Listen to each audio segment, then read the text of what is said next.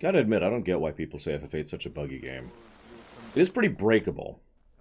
I'll give him that.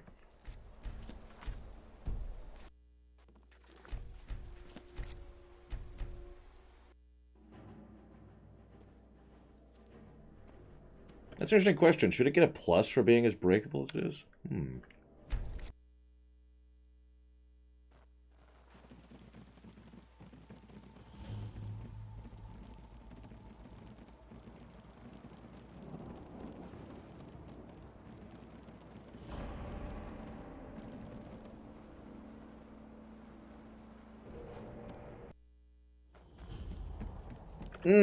That makes sense. It's the time compression. That makes perfect sense. Come on.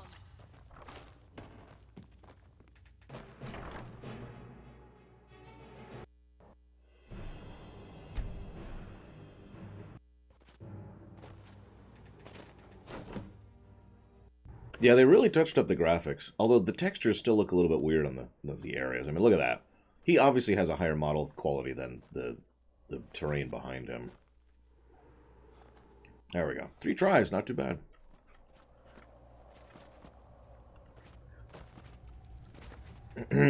Anyways, so, I actually haven't even eaten breakfast. That's how far behind I'm running today. So if it makes you feel any better, I haven't eaten breakfast yet.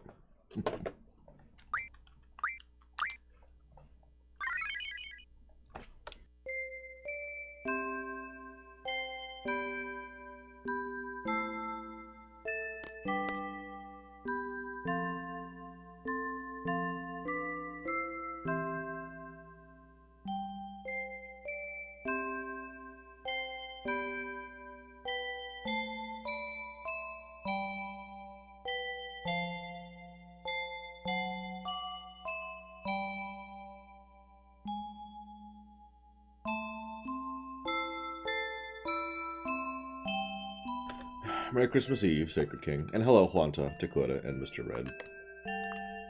So.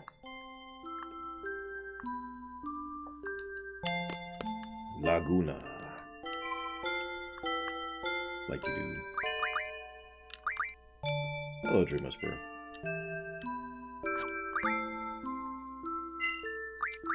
So now this is actually an interesting plot point. No, seriously. The problem is, there's still a hole in this, but they go further to explain this than most people do. The idea here is that this is right after the Sentra disaster. God, all the bullet holes. So as a consequence, the amount of monsters in the world is much higher than usual. Think of it this way. Every time there's a lunar cry, the overall population of monsters skyrockets. But they're not being replenished by anything. So bit by bit, as people kill them, the population lowers and lowers and lowers until there's another lunar cry and it spikes right back up again. Now, remember, this is right after a lunar cry, or during one, depending on the timeline. There's some inconsistency there. So, it actually makes a lot of sense, at this point, for this scene, why monsters being such a non-stop issue is a problem. The catch here is that it doesn't explain why monsters are still an issue 17 years later, at least to the extent that they are. We have to jump into headcanon land in order to actually explain why things are basically the same in the modern era, or just say it's gameplay and story segregation.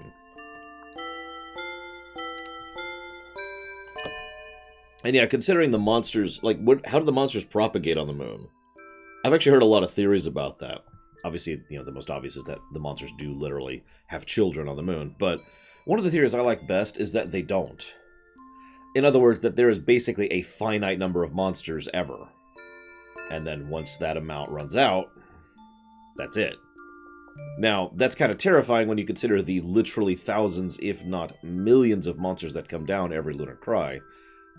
But if you think about it, if there's in the, say, billion range of monsters up there, that would still take quite a few lunar cries to finally empty out the moon, so...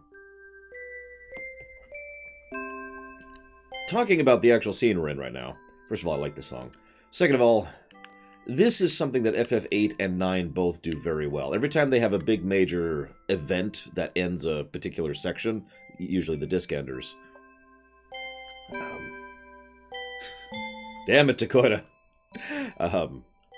Maybe that's why I like it so much. So anytime they have a disc ender, they like to have a big event following it up. So, you know, the big climactic battle with Adia, and the parade, and the story negative. And then this scene, which is just to bring it down to earth. FF9 does this very well to very great effect as well. Another thing this does, though, which I really love, is it helps to showcase... One moment, just make sure he's got... Yep. Nope, nope, ink none. There we go. It helps to showcase a lot of little... It's good exposition. I know that sounds like a strange thing to comment on, but it is. This is actually good exposition. There's a very brief bit where Laguna, who is just suddenly with a young girl who's calling him uncle, walks over to a thing and says, Dear Elle's parents, she's been very good today. That's all they have to say, and we get the welcome. Pay close attention. Hopefully you'll learn something. We get the necessary inference that she's an orphan, and he has basically adopted her and is taking care of her. I know that's a strange thing to praise, but, I mean, let's be honest, good exposition is damned rare, so... I take what I can get. It's from Myron! Enjoy the Christmas dinner, Myron. And thank you very, very much again, as always. And stab, because you didn't tell me where you want to put that. Yeah, I know, Takota. It actually aggravates me how many people seem to think that you need to just sit and have an info dump section. There are so many ways to do exposition rather than just... So, Elle here is an orphan who lost her parents in the conflict that happened with Esther, and as a consequence... Don't need any of that. The mere fact that Galbadian soldiers are here is an exposition thing. Like, literally, the mere fact that they're there. And we go and talk to one, and he says, you really think Esther's soldiers are coming? And Laguna says, that was 2 years ago, right? They would have been here by now. But you never know what a country ruled by a sorceress could be up to. Very quick, very in-character... I mean, okay, I can't give it too much praise. But it is still an in-character discussion they just had. You really think they're going to come? No. I mean, it's been 2 years, right? Yeah, but you never know what a country ruled by a sorceress is going to do. Bam. Exposition. That could be rewritten to be smoother. I'm not trying to say it can't, but that's still good. And yeah, that's yet another reference to Adel. We also find out that the Galbadians sentryed here are... yes, they're referring to Adel, the sorceress in charge of Esther. The ones... Garrison, there we go. The Galbadians garrisoned here actually don't hunt monsters. They're only here for Esthers. Also, this... Hi. All this is optional, by the way, talking to these guys. I'm going to reread this one again. It's a heck of a lot better than what Esther soldiers do. They kidnap little girls, you know. I think they're looking for a successor to Sorceress Adel, ruler of Esther. If they come back for her this time, I'm sure it'll be for Alone. They gotta go through me. So... No, because I really don't want those encounters. But yeah, the encounter rate here is actually higher than normal. Than in other areas of the game. It's kind of the Breath of Fire 2 thing, where the encounter rate varies based on where you are. I don't know if I'd say I'd make Adel the main antagonist, but I would definitely make Adel a substantially larger story point than she is. Adel would be like the volcano... No. Adel would be like the meteor that is on the way to hitting the planet in the background. And yeah, there's the villain, and yeah, there's the characters, but no matter what you do, there's always that meteor that's still coming, right? That would be Adel. I have to admit, though, I've been thinking about this for a bit, because I love the idea of remaking stuff in my head, because I'm a weirdo. And... I got in trouble. Too bad. He does have great chemistry with the kid, though. He's probably a really good dad, too. Anyways, but yeah, I would probably make Adel the actual last boss.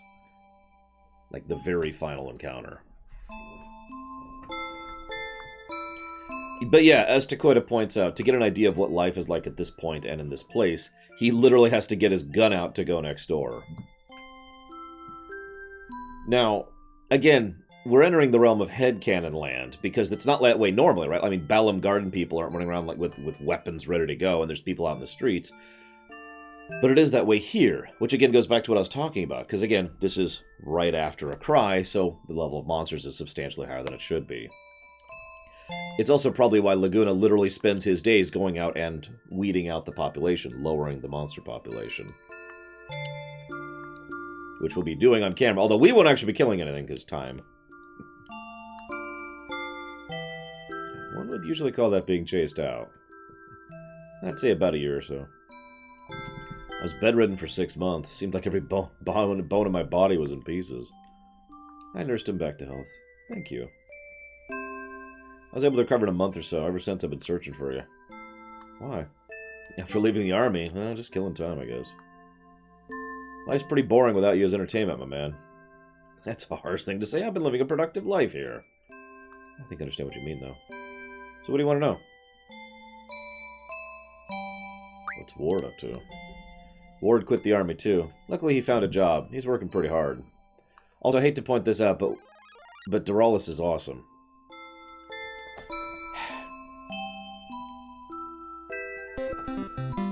I like that idea. In fact, it's while we're at it... Oh, I never actually added the command break one, because I didn't... Because I'm an idiot and didn't really know how to do it.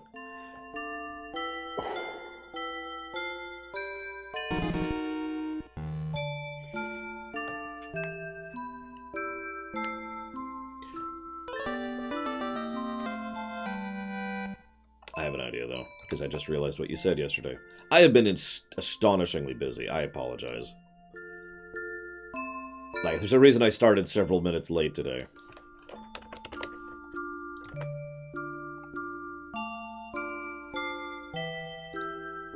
Here, try the command now, Bregman. See what it does. Thank you very, very, very, very much, Doralis. Very much obliged and appreciate. So much. Thank you, sir, and Merry Christmas. If you happen to know where you'd like to put that, as usual, let me know. Otherwise, I will stab myself. Or, I mean, I will... Seriously, though, thank you very, very much. So... In the remake that I've been theorizing on, and the remake that I want to make for this game someday, I would address exactly that point to Coyd. I would make it so that, admittedly kind of like FF10, there would be basically calms and then crises. Calm, crisis, right? And it would be dependent entirely on the Lunar Cry and the level of monsters. So yeah, there would be story points. It would all be background. You know, it doesn't need to be up front and in everyone's face. But there would be discussions about, you know, we're about due, or... Well, I didn't want to hit the cellar, but I really wanted some of that extra candy. You know, just little inferences of the stockpiles and the munitions and the reinforcements and how you know, the architecture is relevant to that and blah, blah, blah, blah, blah. You get the idea.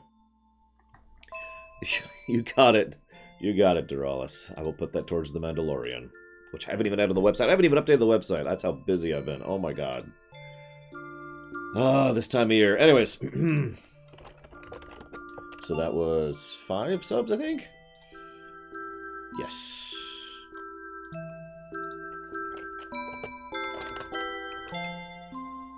I don't remember how to spell Mandalorian off the top of my head. No, Venters. No, I'm already covering 3 TV shows simultaneously right now. I don't really have time to do coverage of another show in the strictest sense of the word. I do have something planned, but that would involve basically sitting down and binge watching it. So, anyways, the reason I stopped at this point is I wanted to mention the fact that Ward is at the prison. You know, the prison that we're about to be at, or technically am already at, time travel. So, I just point that out because that means Galbadia had that stupid prison like 17 years ago.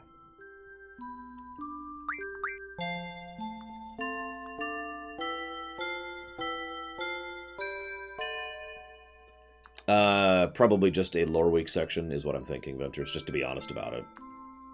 Take one lore week and just talk about it that one lore week. The whole season. I hate condensing like that, but I do not have time to cover a 4th show properly.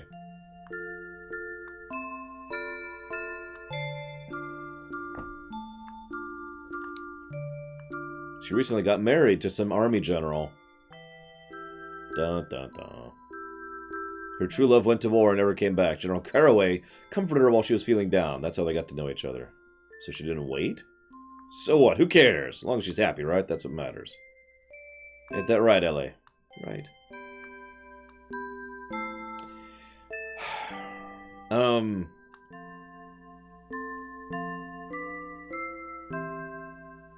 Yeah, I've never played 2. 3 is the oldest Persona I've played, and I think Nocturne is the oldest DDS I've played.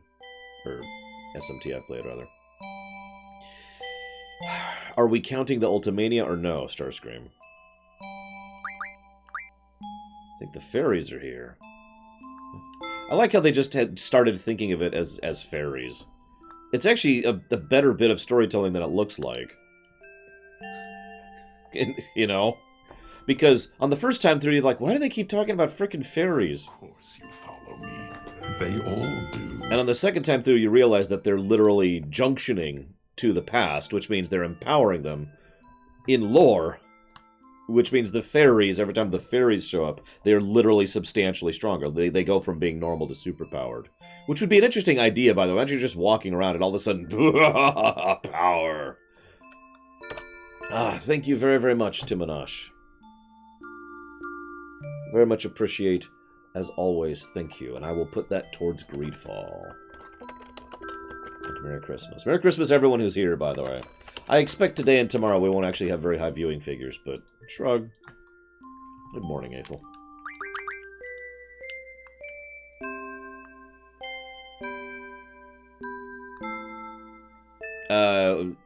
No, Ventures. We don't know what the name of the guy is that sent us away.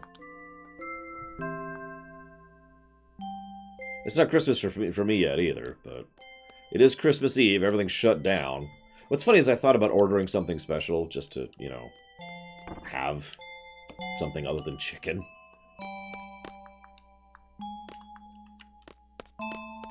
And then I was like, you know what? Everyone's going to be closed. So, chicken it is. Correct, Ventures.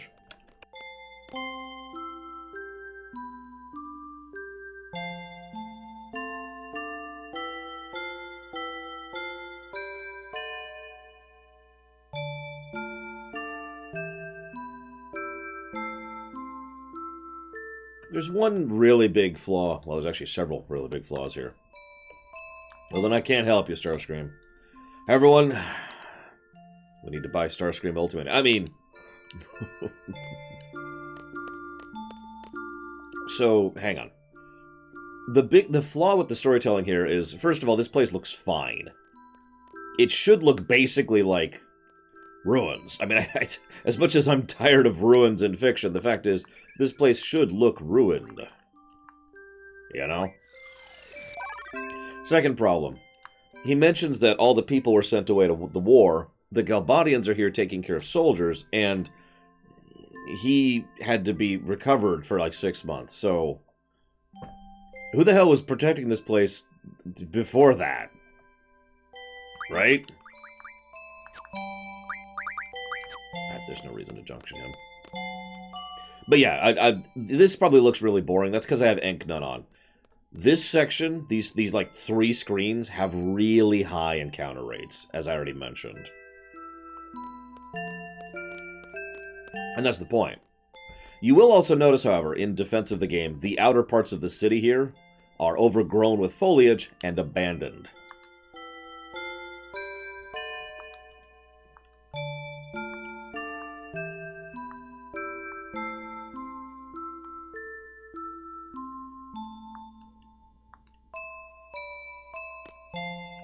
Now, we can headcanon around this. It's not actually that hard. In fact, if the translation was adjusted, it would make perfect sense. Have it so the Galbadians are the only ones staying in town, keeping the town okay, or at least tolerable, and Laguna is the only one who actually goes out, you know, actively hunting monsters and trying to reclaim territory. His patrol thing, right?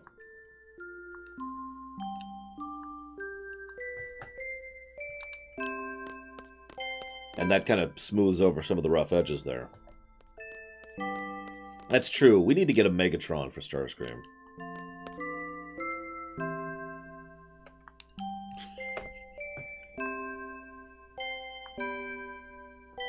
So yeah, in case you missed that, Zeiss is awesome.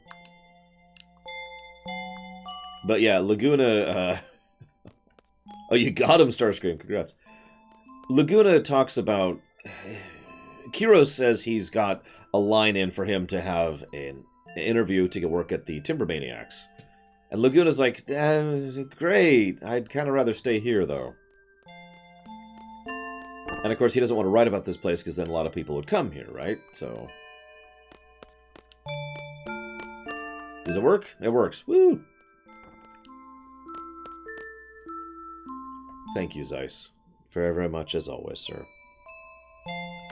But I refuse to put it to Black Mesa. I'm kidding.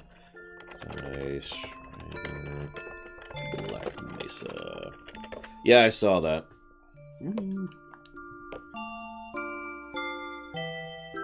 So why don't you like Laguna, Blue of Alex? You don't mind my asking. Like, why don't you like the most popular character in the game? But no, I am legitimately curious. Rain, aren't you gonna marry Uncle Laguna? A guy like that? He was carried in here crying like a baby, and I had to take care of him. His crude way of speaking. I don't know if his aspirations of a journalist are true. Every time I try to have a serious conversation, he avoids it. Can't stand his snoring, and he talks in his sleep. But he's really nice. Rain, Uncle Laguna, and Elle should all be together.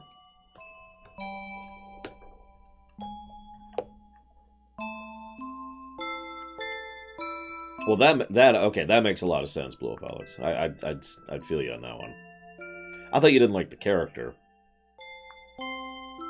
Well, characters like Laguna tend to be well liked in general, I've noticed. Because, and hear me out for a second, it's easy for a character like Laguna to become a character like Homer Simpson. Because if you think about it, Homer Simpson is ultimately just an exaggeration of Laguna. Really. I mean, I don't know if what they've done the last 10 years, because I haven't watched Simpsons since like the 90s, but Homer is a lovable moron who's got a big heart, who cares a lot about other people, and is very kind to most people he's interacting with. Now, the catch is they exaggerate that to the point where Homer becomes an actual problem. And this is why I say a character like Laguna tends to be beloved, because you need to hit that sweet spot. You need to pull it back from the Homer level and pull it back into the Laguna level. I actually have another example of this. Zack. Zack is the exact same archetype as Laguna. From VII.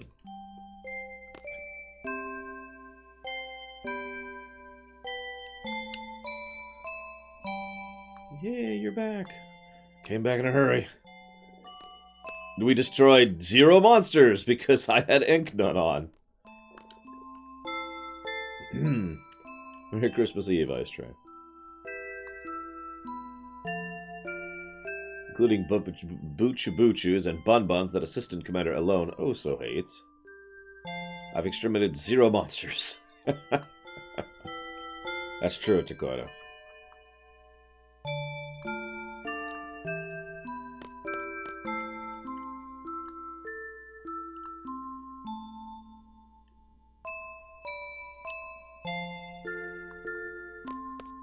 Wait, who stabbed you?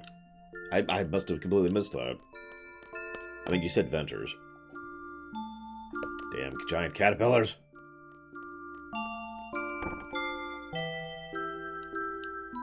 Oh, now Mr. Red's stabbing. Okay. We need to only stab when it's a special occasion, guys, okay? Don't want to overdo the stab.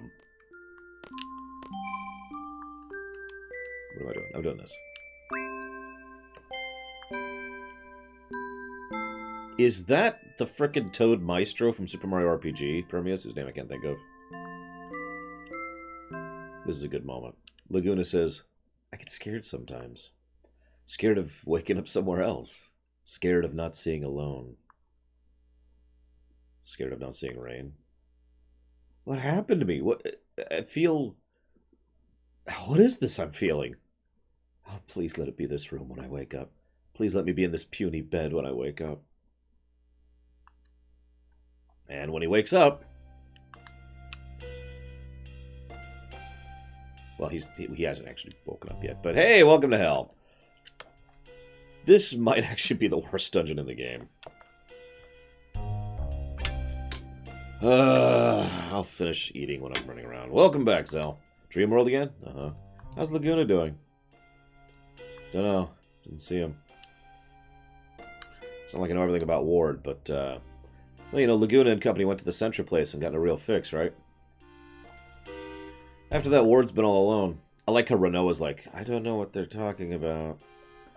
He's talking in some prison place and he's bored out of his mind. All he wants to be is fighting alongside Laguna. So, what is this we're experiencing? How the hell should I know?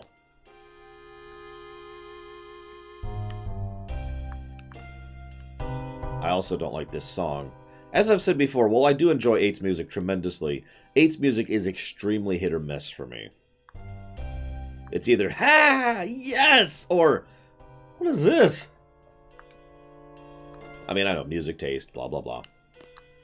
Also, we're about to meet Mean Guy, the greatest character in the whole game. I anticipate, for real, that if we ever actually do a Lore Worker Theater of 8, there will be competition for Mean Guy.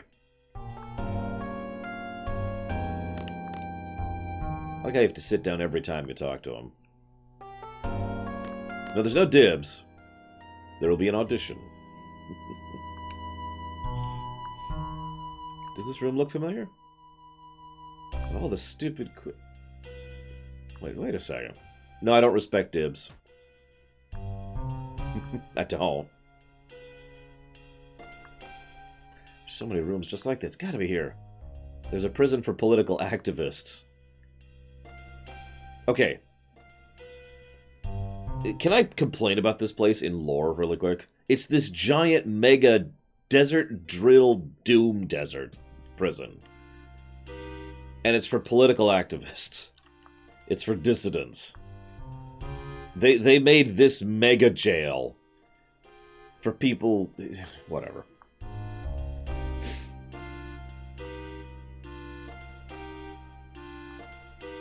Oh yeah, there's also only one prison in the country, but let's not get into that.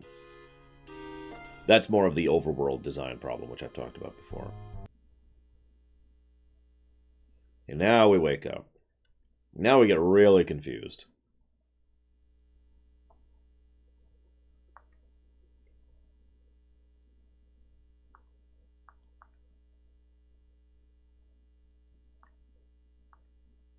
I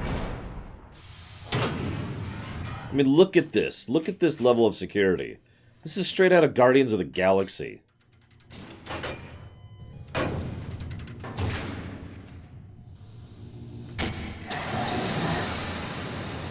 Or Mass Effect, yeah. Or Judge Dredd, yeah.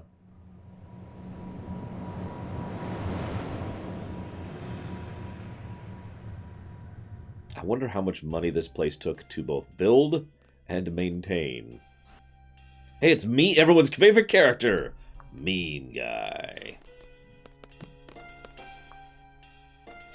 In case you haven't played this game and you don't understand, that's literally his name, Mean Guy. What's that sound? It's the sound of your friend. I don't want to do an accent for this. It's the sound of your friend being tortured. Shut up. Don't screw around with me. You understand who's in charge here? I'm asking you a question.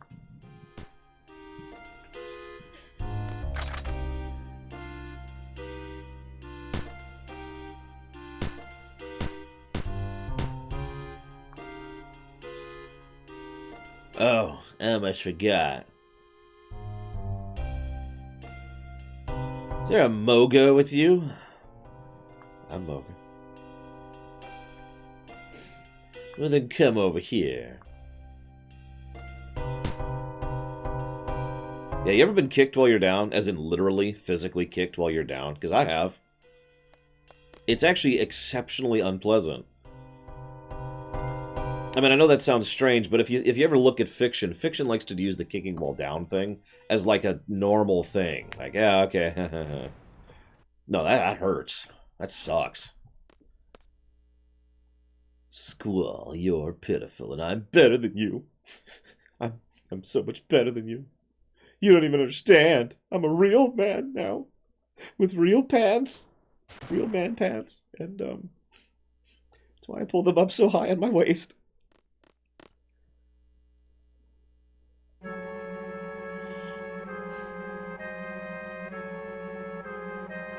I've got a list. A man's list. Tell me what seed is. Adia demands to know. Actually irritates me that they all call her Adia. By the way, funny thing.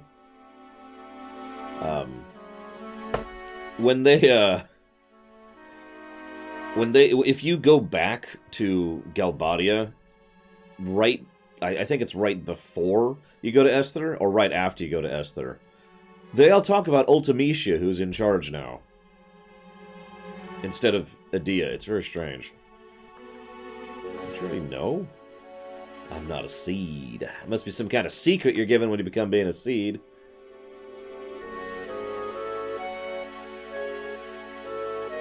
Actually, funnily enough, there is some evidence that Cypher didn't really use the GFs all that much. I'm sure he used them a little bit, but he doesn't use them basically all the time like the party does.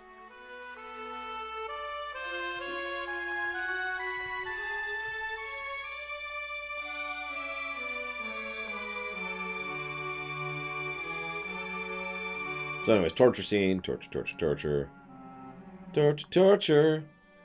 Yeah, he actually specifically mentions how could you kill Matron, but he doesn't say that until later when we've figured it out.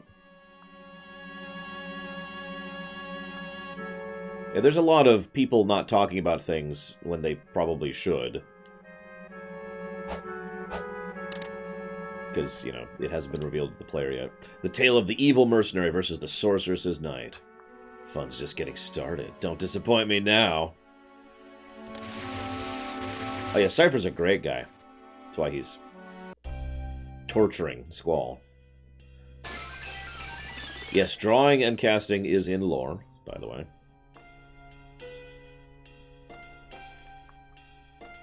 But of course, there's an anti-magic field.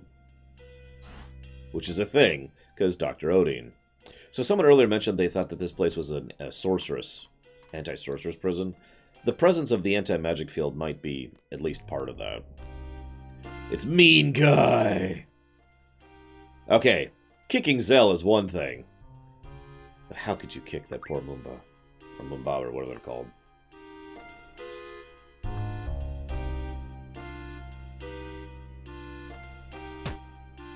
Merry Christmas, Seraphim. I hope you're having a good one, too. I'm going to be playing FF8 with you guys. I doubt we'll be at FF8 today, so...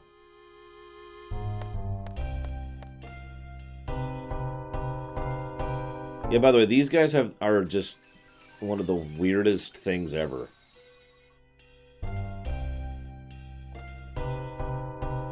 Because those cute little furry fluffy guys are actually part of the life cycle of another creature, which we'll see later. What is Seed? Why do they oppose the sorceress? Missiles targeted are ready for launch. Excellent. Kill them all. Because I'm a good guy. Okay, I don't care for Cypher. I don't. But the big thing that really pisses me off about Cypher is that he gets redeemed in the end. Because he didn't earn it at all. And he also should have died while we're on the subject. But that's neither here nor there. I'll be Adia's bloodhound. Hunt every one of your kind. Because Ultimecia hasn't realized yet that this is a closed time loop. And she doesn't realize that she can't change history.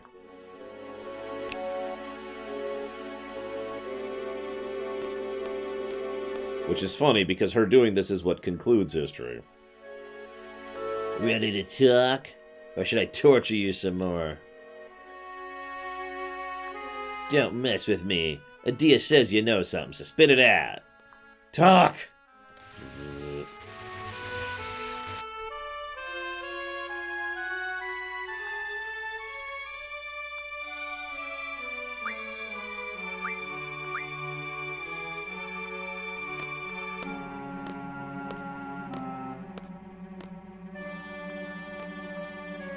Your breath stinks. Ugh.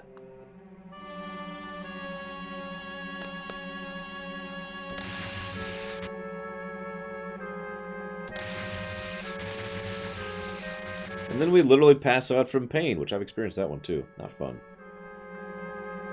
Moombas, that's what they're called, Moombas. That was close.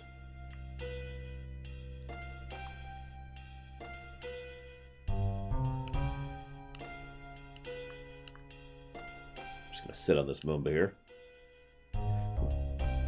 I'm gonna sit on Selfie. Oh, it's not gonna let me. Let me do it this way.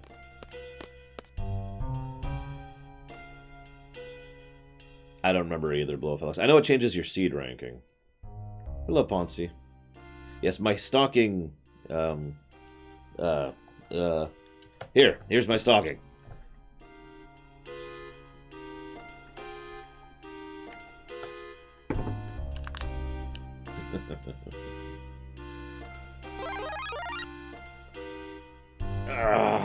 We could skin this guy and wear him from disguise. No! Yeah, Selfie. She is a psychopath. Thank you very much, Cookie Dude. Appreciate the sub as always. Thank you. And if you happen to know where you'd like to put that sub, as far as increasing interest or priority in a particular future stream, let me know. That's right. We need to get our weapons back. And this is why Zell is kind of a moron. Because it took him until now to realize that his weapons are his fists.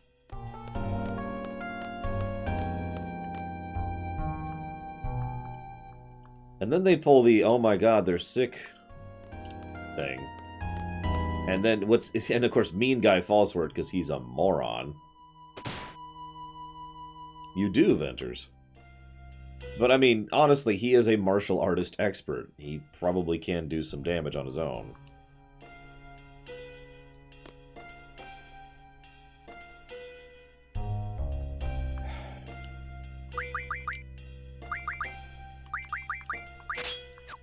Really want that ink none, so forgive me. I hope you like this screen. It's one of 2 screens this dungeon has, basically.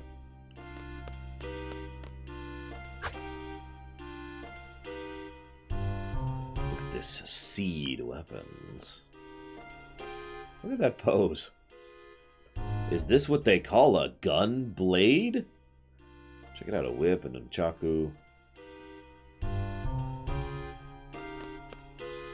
Hey, can I kill you? I can? You're too kind.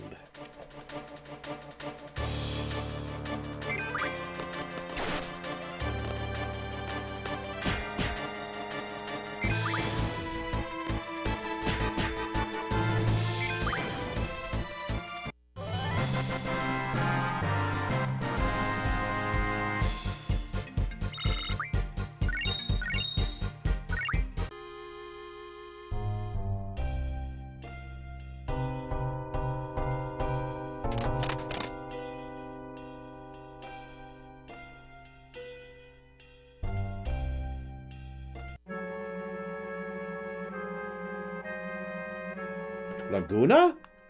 Laguna! So this is actually an interesting little side twist. Because this is the first time they actually acknowledge Laguna in the modern era. Basically, confirmation that Laguna actually exists. Which really wasn't a thing prior to now.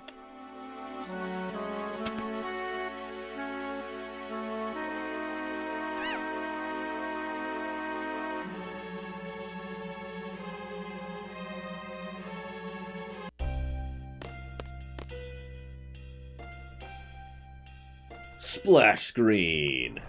Zell, the boxer kicker guy. Quistis. Holy crap, that probably hurts like hell. Selfie, the psychopath.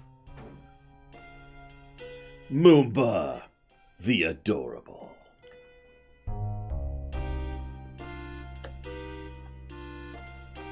Yeah, no, I'm good. We got ink none. That's all we need.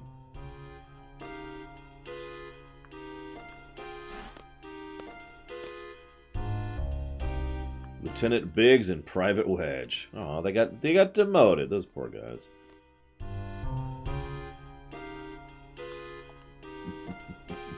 So we meet again. Now we'll teach you the lesson we should have taught you earlier.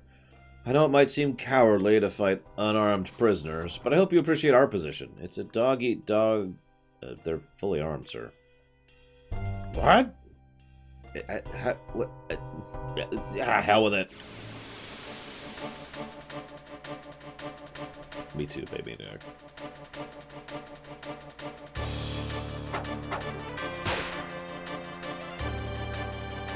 I was demoted because of you. I'm only a lieutenant now.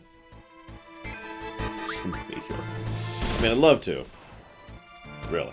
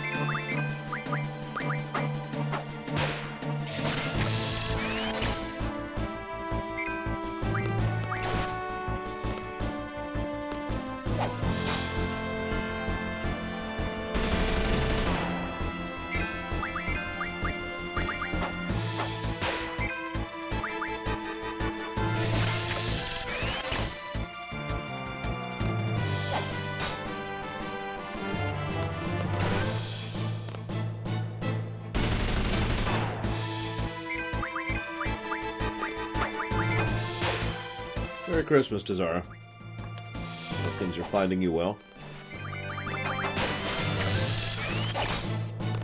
Anti-what, Cobra?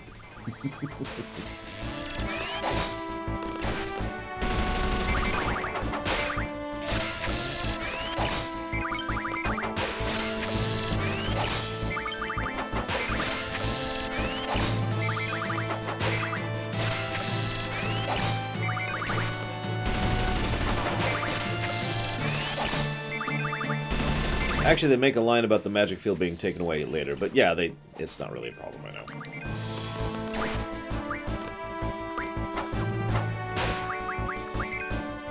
Of course, Mr. Red, why wouldn't I be?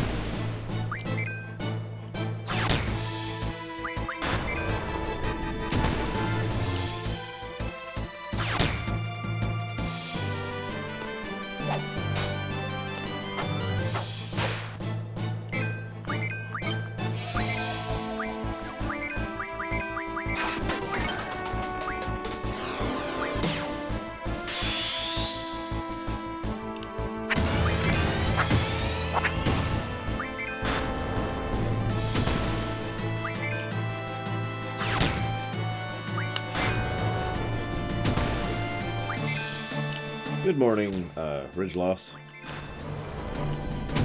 Keep having to remember how to pronounce that.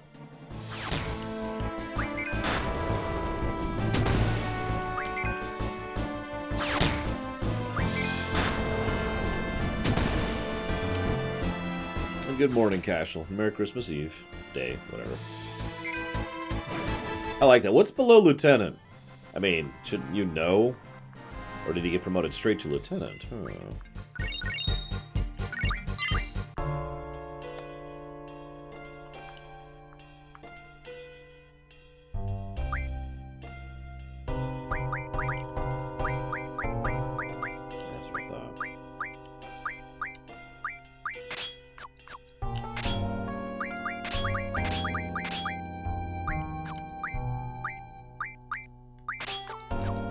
Earlier, but I'm a moron, so whatever.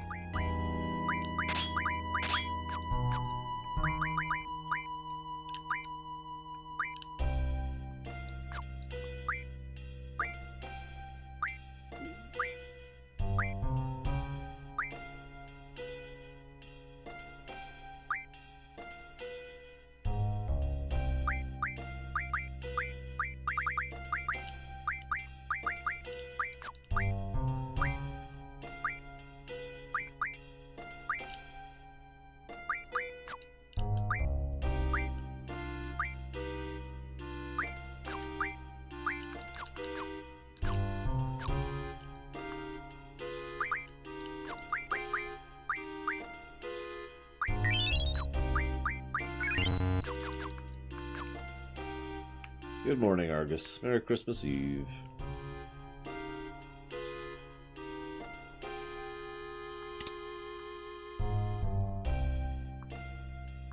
It's like the second time of, I believe, 4 that we should have killed him. But yeah, this dungeon sucks. The only way this dungeon is tolerable at all is if you have Enknun. And even then, it's just, it goes from being awful and boring to simply awful. Or, excuse me, simply boring. Anti-magic field is lifted! Woo!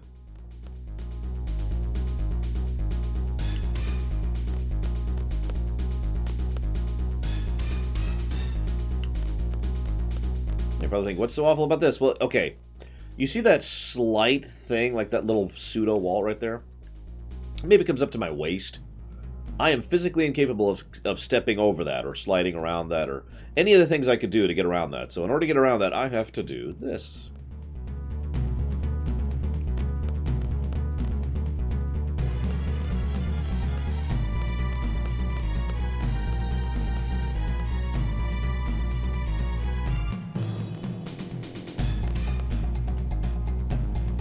Yeah. We're gonna do it again. Yeah, this is an awful dungeon. And you'll notice it really is the same graphic for each floor with extremely minor changes. And by extremely minor, I mean the only thing that really changes is whether that door's there or not. Now, you're probably thinking, well, this isn't too bad, right? Well, later on we have to go back down it, and then after that we have to go back up it, or up it and then down it, I forget which. But basically we have to do this little run around again. And again, this is with Enknun. I want you to imagine this without Enknun. I don't have to imagine that, I just have to remember that.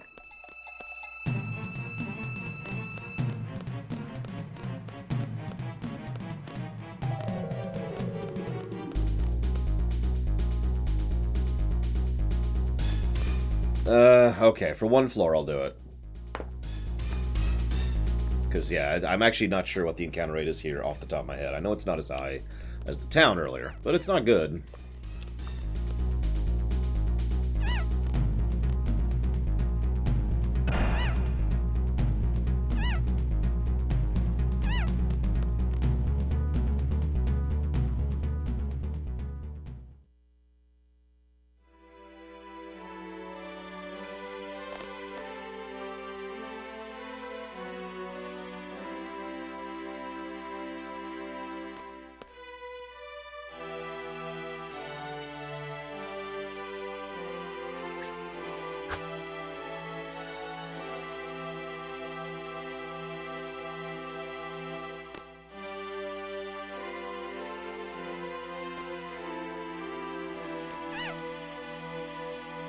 So you can make shortcuts, which we're going to do on floor 4, 5, and I guess 10.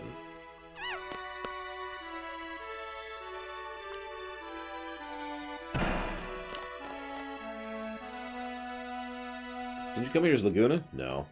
So Squall doesn't know how to get either. Well, either way, we keep going up and up. We should head down!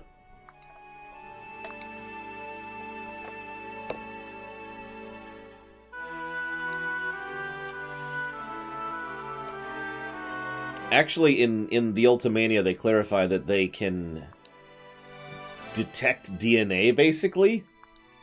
So when they lick his blood, they taste that he is Laguna. Really.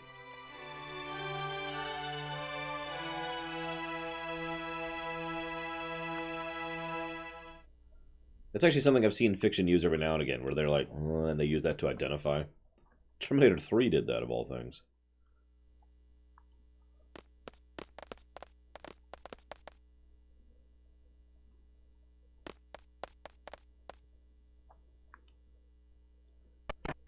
I mean, it kind of makes sense because he was just being tortured and all, but at the same time, it's just kind of horrible. Kind of, you know, a little bit horrible.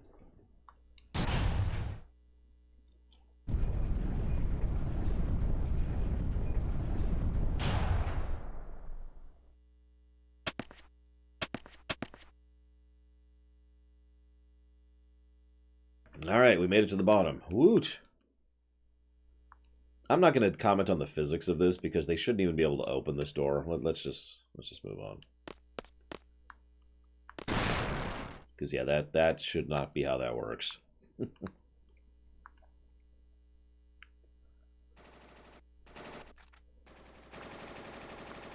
That's true, Dakota.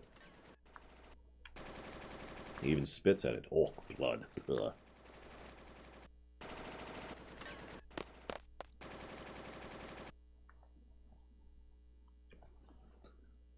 Ah, and I lose my headphone. There we go. So hang on. Oop, you need to do this quickly. Whoops, I think I just screwed that up. I actually want to go the other way. Hang on.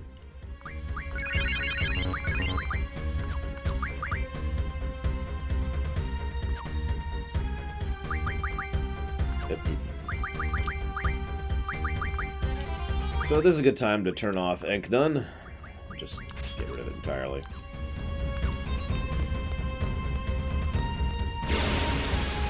Now this is a scripted encounter, so this doesn't count. We're going to leave it off for a little bit as we go down.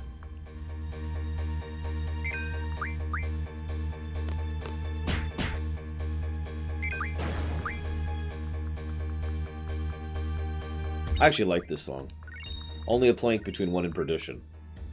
And yes, I know the name of it off the top of my head. Shut up. Although I did do a accordance of this song, which I'm particularly fond of.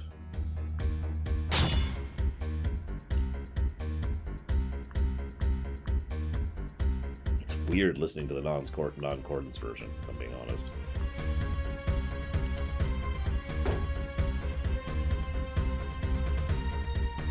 So yeah, Mean Guy's dead. As he should be. Is Zill that important to you? And they make fun of him, too. So then the enemy starts shooting at them, so they seek cover. Even though guns are wildly inconsistent in their effectiveness in this game. Then Irving gets a weird pseudo cutscene for basically no reason. I've never understood this. They just pull in this black thing. And then he gets that, like, the one shot. And he gets a pose. It's... what? I do like that right there. Stop trying to look cool. Shove. Meanwhile, she's going, boy. Boy. And he's just kind of like, hi?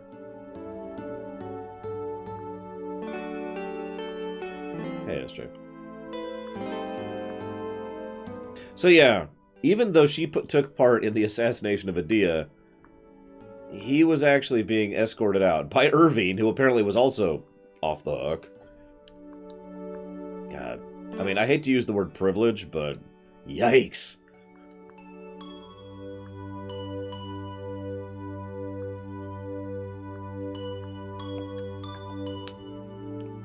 That's true. Shotguns are much better. Hi, Chocolate Rob.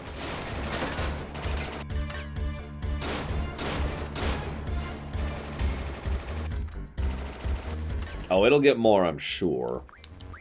Of course I can't get her out of the party. Why can't I get her out of the party? I'm just being insane. That's true. Irving is a Galbadian native. Although, well, I mean, none of us are, but there's also... That's because of the fact that we're all orphans, but let's not get into that. Okay, so... Oop, wrong thing. God, I keep doing that! So, Zell and Selfie. Okay.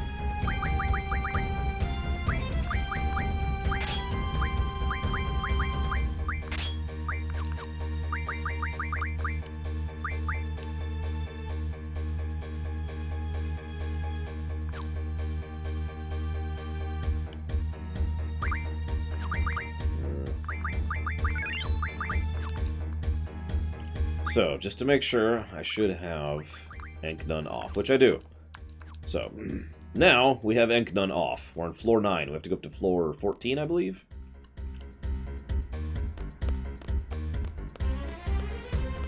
I am literally astonished we haven't already had an encounter. Wow. By the way, there's actually stuff in some of these rooms. I just don't care.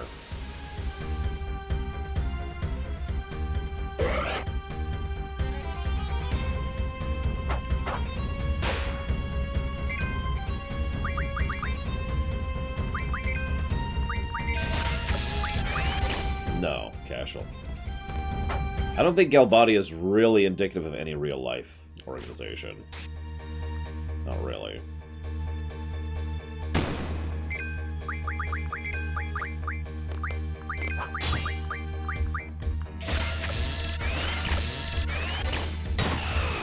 Wow, this is one of the first times you can get haste normally. Gotta stress that word, normally.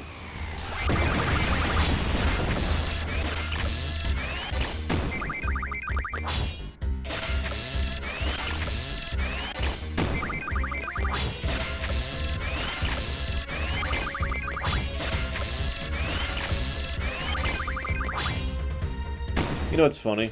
At basically the very beginning of the game, you can get access to water, which junctions very well to strength. You can also get access to Curaga, which junctions very well to HP.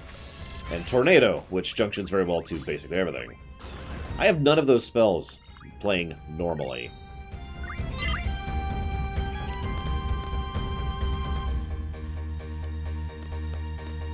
Hey, one floor we can skip. Woo! And then we gotta go around again. I forget the exact method. Trying to remember. There's a specific enemy you can draw it from, and there's also ways to get it from items. I don't remember the exact specifics, though.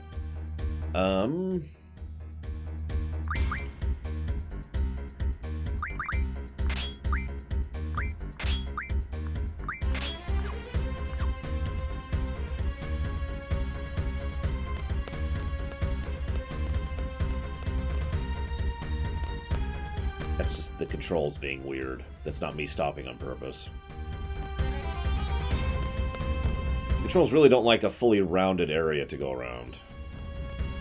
Go figure. I am really surprised how few encounters we've had. You'll notice, however, if you're paying attention, and this is why... I'm going to give this a negative, by the way. If you're paying attention, this is the second time we're going up this stupid place. The same areas, too. The same floors we've already been up. It's ignoring the fact that it all looks the same.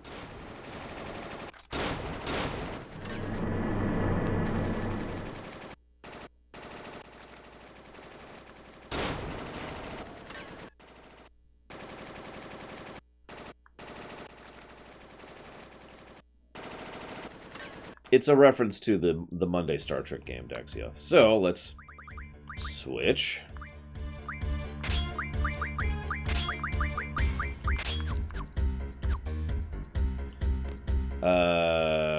Oh god, I actually don't remember if I'm supposed to go up or down at this point.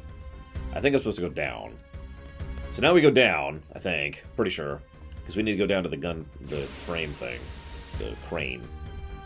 I am really surprised we're not getting more encounters here. These encounters do suck, though. In fact, I'm actually just gonna run. Oh, hang on, what do they got? Or we could go and run. Sure. Well, the cheat wouldn't be up because the cheat's obvious. It would show up in the upper left, like that. And yeah, he does not have... Or, hang on, sorry. He does not have Ink Half or Ink None on.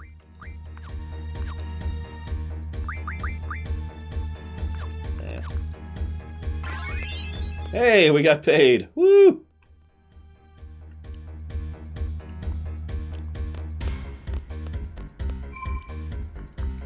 Or here.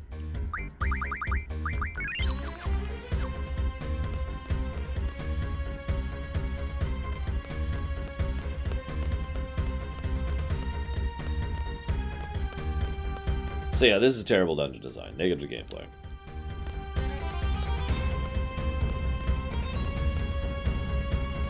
What's funny to me, and it says a lot about how FF8 is perceived, today so far I've had one person say, I'm surprised we have so few story positives. And I've had another person say, I'm surprised we have so few story negatives.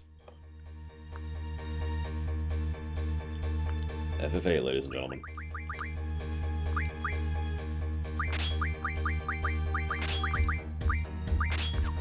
Gotta be honest, if not for the switch command, this game would be so much worse.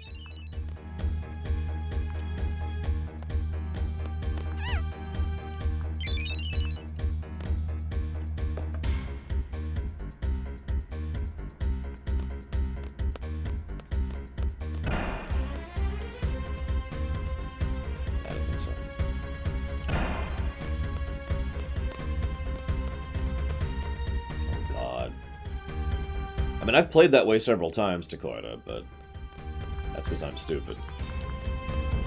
I mean, you'll notice my strategy is 1 GF on party member number 2, 1 GF on party number 3, so they have actions, and then everything else on Squall, or whoever the Squall happens to be.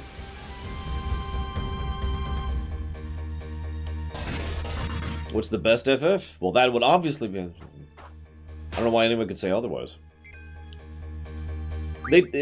Whether it's worth it or not is up to you. But it doesn't really change anything other than having the new options and the... what am I doing? The new options and the new models. That's really all that's different. Although they did screw with the card game, but in ways that a normal playthrough will probably not notice.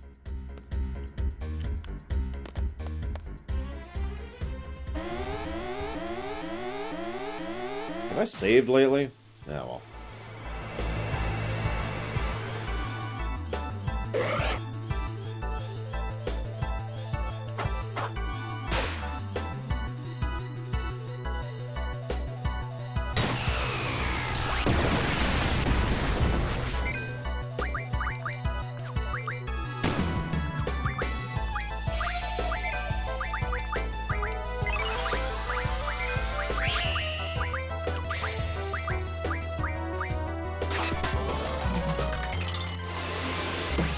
Nothing you'd notice, Imperial Star Destroyer. They just changed how it works a little bit under the hood, so that old variables don't work the same way anymore. That's all. Again, you'll never notice it unless you're speedrunning or tassing.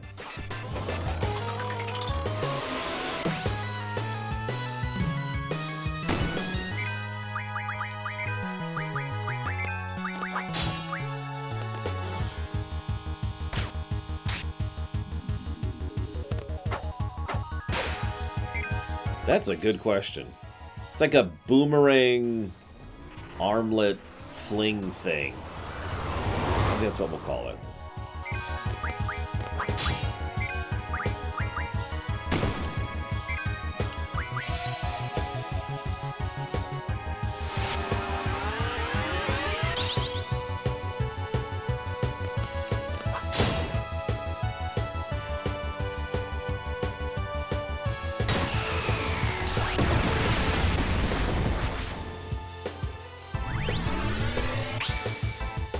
Yes, Valvidrix.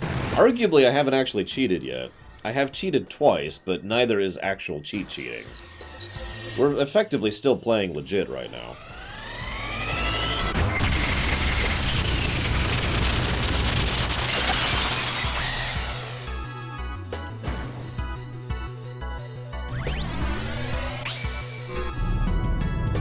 Neat and all, but let's go. I would like to beat this game by tomorrow at the latest.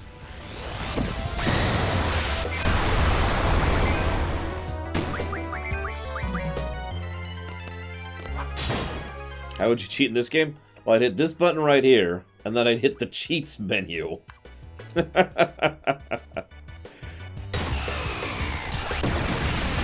also using triple speed right now.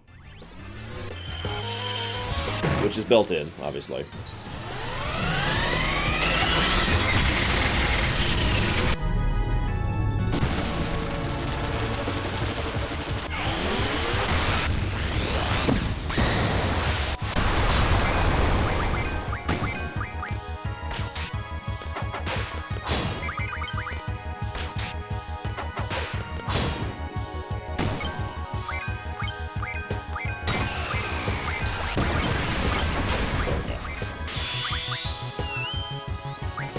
Damn it! Ah, I was trying to show that off.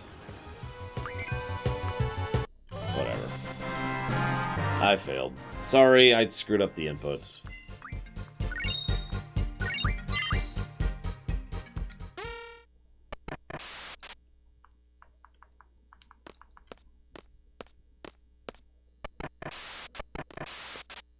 Squall already went ahead. They left us behind. No. Agreed, Dakota. Alright, Squall, operate the arm. Just hit the red button. Excuse me, yellow button.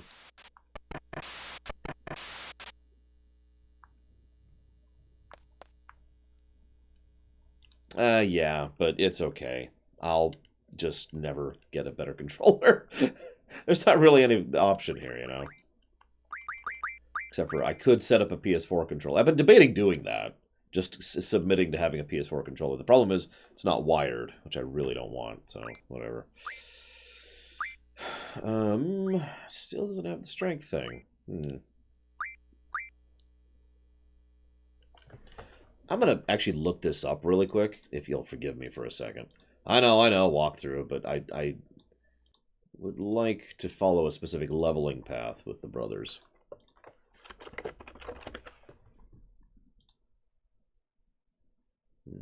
Let's see here.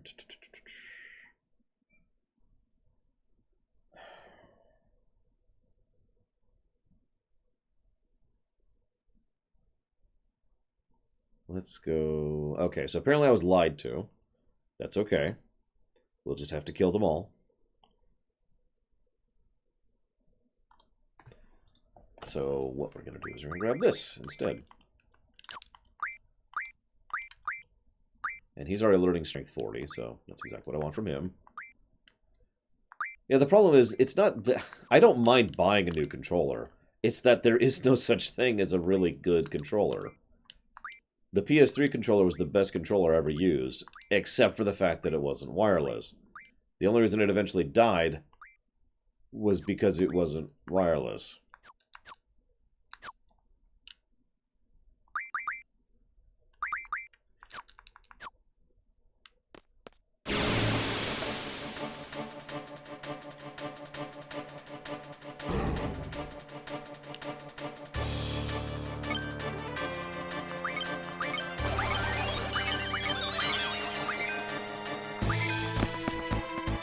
Bye, Squall.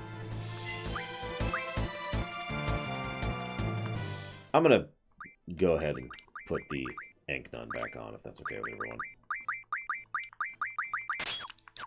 Hey, Snapplegasm. Merry Christmas Eve. I guess we leave? God, I don't remember what to do at this point. Okay, yeah, we have to do this sequence.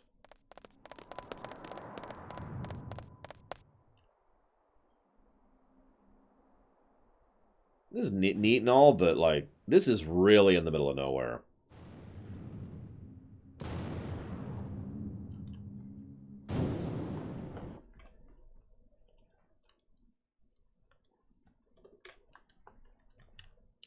Speaking of which, I don't want to die here, because I haven't saved lately.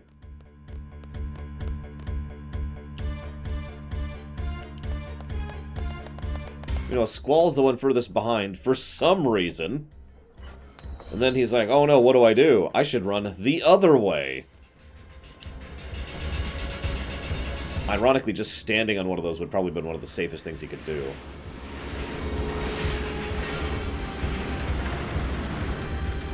But no, instead we gotta do this.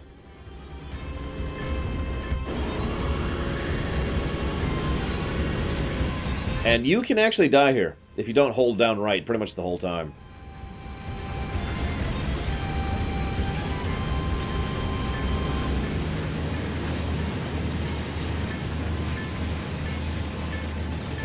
Remind me as I go through the thing there. There we go.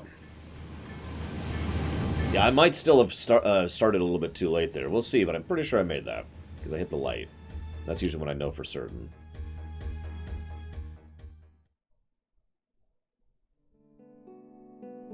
And then this sequence, for some weird reason. What the hell? Thank you very much, Snapplegasm. Very much appreciate the sub. Thank you. If you know where you want to put that sub, let me know.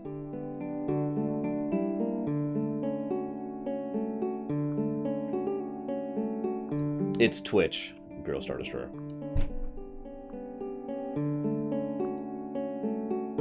And yeah, then we're just like, alright, well, we're cool. If you hit refresh or something about flash, it tends to fix it. I don't know for certain. I don't have the issue, but... kind of diagnosing through viewers here.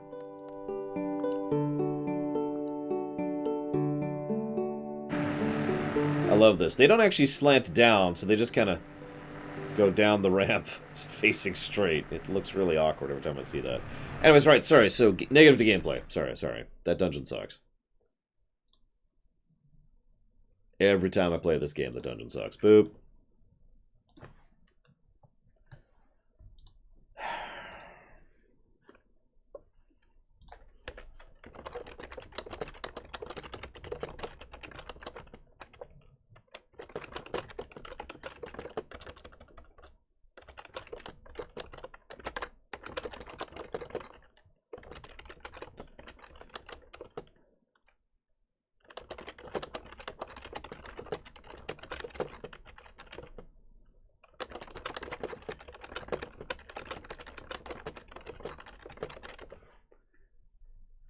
Merry Christmas Eve, Platty. It's a pillow. Just need a pillow. Okay, so... I think that's out at the moment. Yep, okay.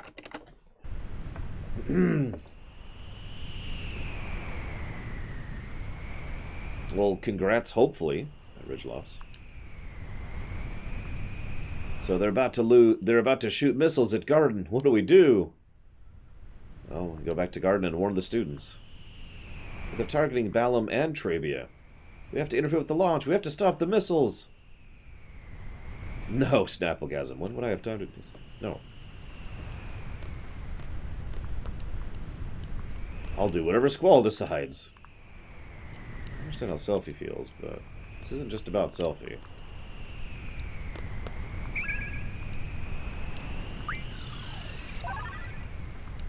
Yeah, we're at 2 is actually pretty decent for the most part, and we're already past the really bad part.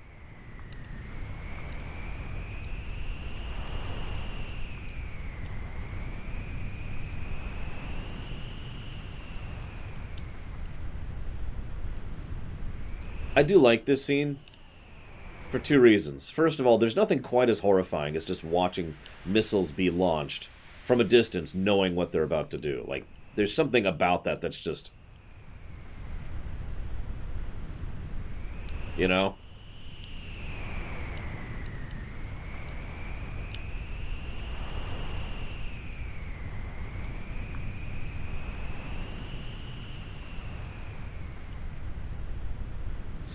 No chocolate, Rob. I use a chain when I do that. So meanwhile, they all want to... So the second reason this scene is awesome is it's when they start the Squall has to man up and be a leader part of his character arc.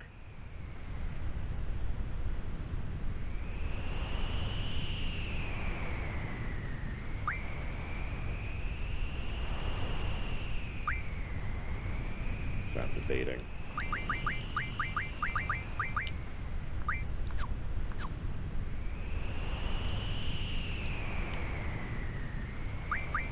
But yeah, I have to admit, I'm actually with... No, Platty. Whap. I have to admit, I'm with Takoida on this. There's no reason to split up here, really. I mean, I like when a story splits up, don't mistake me. But for once, there's really no reason to split up. The base is right there! It will literally take them longer to get to Balam Garden than it will for us to get over there and smash that base, which is what we do. We literally destroy the missile base.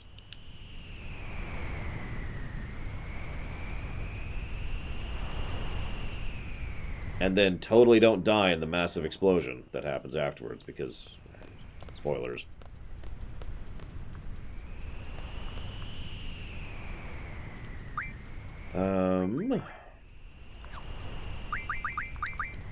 Make sure we're all junctioned, which we are not, so... Moga.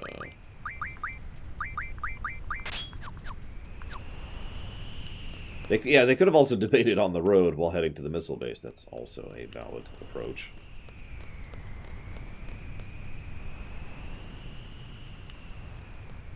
This... I'm going to give this game a story positive, and I know you guys are going to hate me for it. Hey, stop!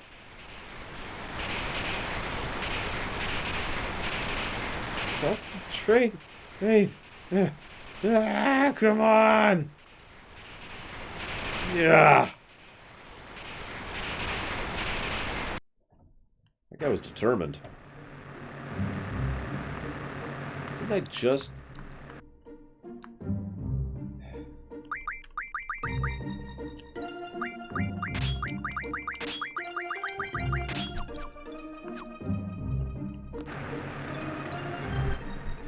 As I try to remember where the missile base is. Is that it? I think that's it.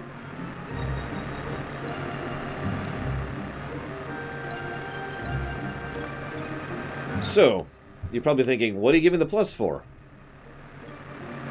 This is one of the only FFs that actually makes me laugh. Repeatedly. And I know it's all dumb humor, but this game does make me laugh repeatedly, so...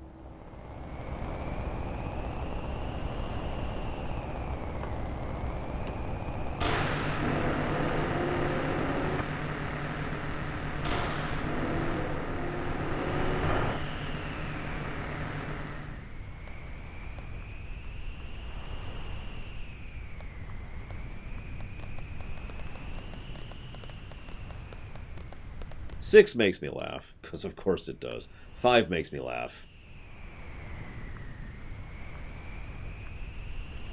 By the way, in case you... I know I'm racing through the dialogue, but Selfie's plan here is literally destroy anything we can, break anything we can, blow up the entire base. That's Selfie's plan. I actually like this song. It's kind of weird, but it grows on me.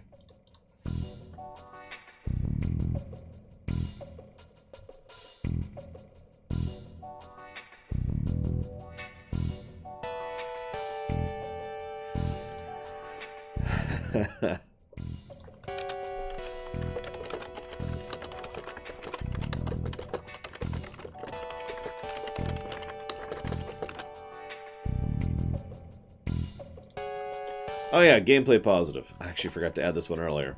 A lot of the FFs are going to get this exact same gameplay positive. It's basically for ease of use features. Especially obvious after playing RPGs that lack them. Like FF3DS or Breath of Fire 2.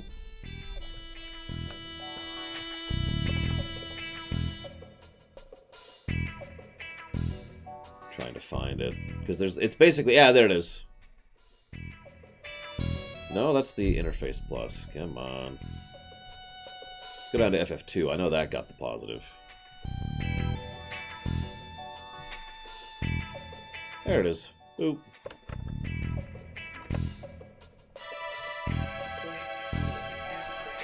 So hang on. So we've got...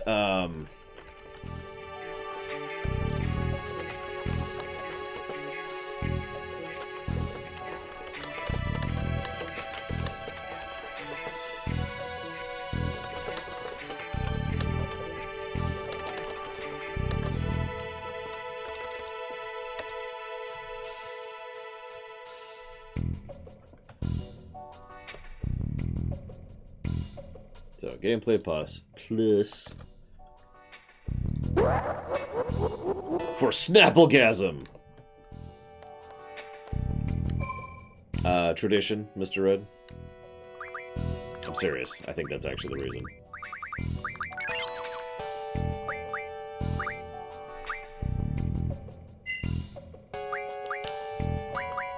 I mean, yeah, no, this music doesn't fit at all. I like it, but it doesn't fit at all. Thank you very much for the bits, Snapplegasm. And you know the question, and if you don't, well, the Brag one just asked you. Hey, check it out. It's the end of the base. That door right there is the end of the dungeon that we're about to do.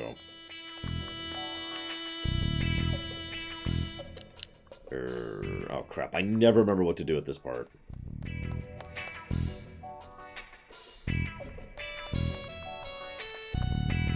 I don't know, Dakota. Does anyone remember what to do at this point? Because I always forget every time I play this. Like, I can't interact with the cars. Seriously, I can't. Yeah, last time I was playing this, I had the exact same problem with this exact same spot. And I know it's something extremely stupid.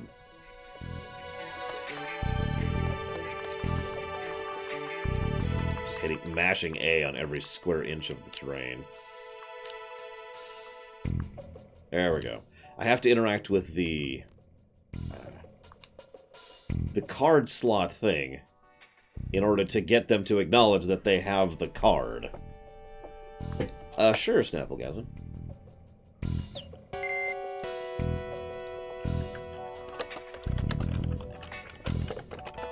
KOTOR 1, or no, sorry. Black Mesa, right, not KOTOR or anything. So noted. Oh, god dang it, I forgot to email my grandmother this morning. I am a terrible grandson.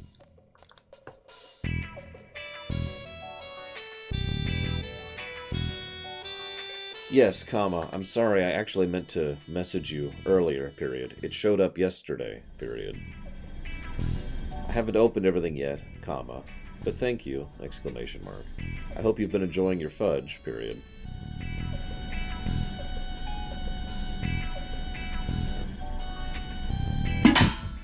I didn't need that phone anyways.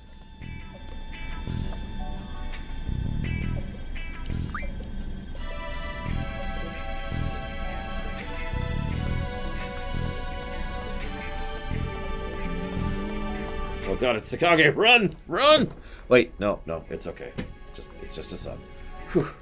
Thank you very, very much, Sakage. And Merry Christmas. Whee! And I will put that in the dealer's choice category. So noted. Hey look, it's the boss and also the way we'll survive right there in the background.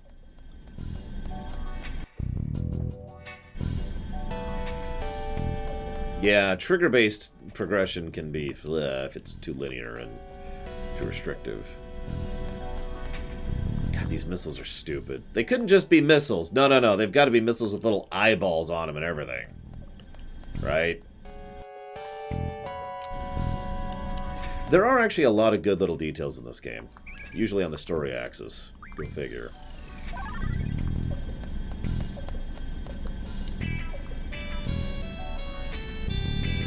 Are we supposed to inspect the circuit room? Oh, is that the time right? Doing the real thing today. There's no way we have time for it. Could you deliver a message for us? Tell them to go ahead. We'll catch up later. Hey, we got paid!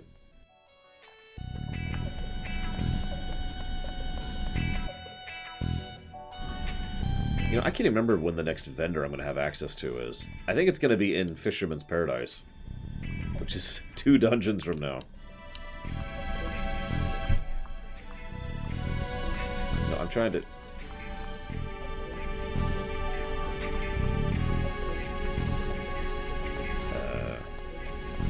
Okay, whatever.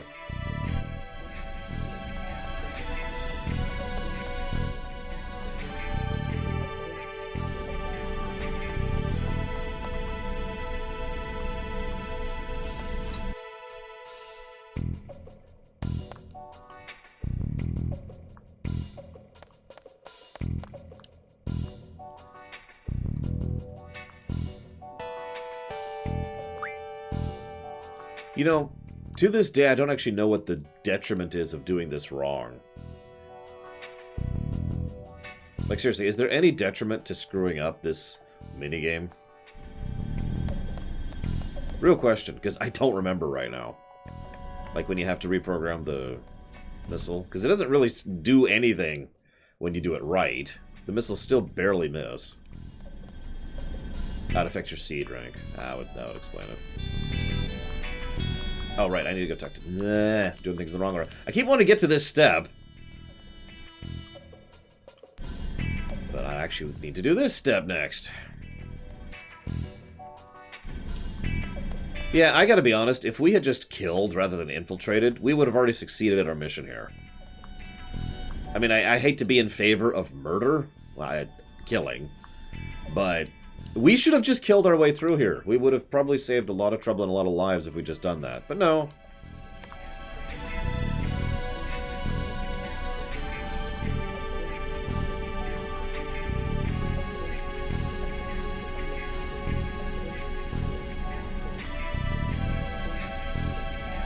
Yeah, I'm not going to screw it up. I just...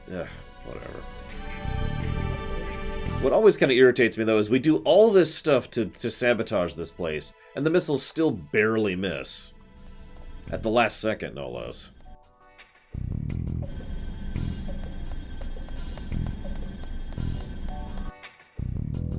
Yeah, but we're selfie, Huanta. And also, screw this place. And also, they just fired missiles at us and are in the middle of getting ready to fire missiles at us again.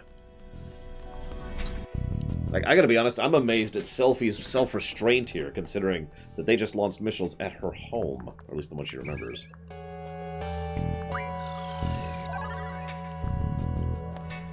Yeah, we'll probably get captured by those 6 soldiers from FF10 again.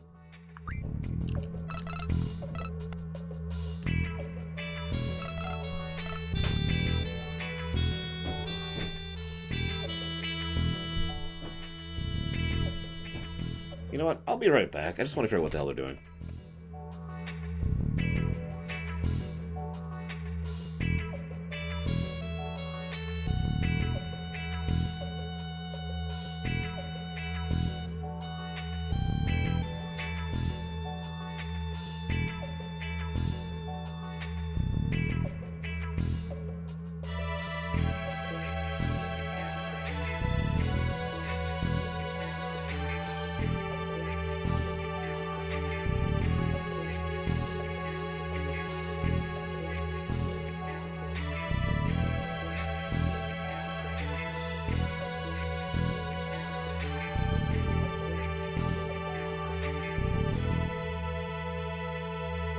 So, I just want to show this off real quick. My grandmother sent me this. She does this almost every year. If you can't tell, these are mint Hershey's Kisses. What I'll usually do, I haven't done it yet, is I'll open this sucker up and spend several minutes just peeling all of these. You know, getting the wrapping off of all of them. And then put them back in. Seal it up. And that way I can just go. I love mint. I even love my own mint fudge that I've made. I'm gonna make. I'm gonna try chocolate mint next instead of white chocolate mint. See if it's any different. Oh, this one. Oh, my grandmother's amazing. She's also a massive extrovert. It's pretty much. We've debated that that's where I get it from, because most of my family isn't all that extroverted.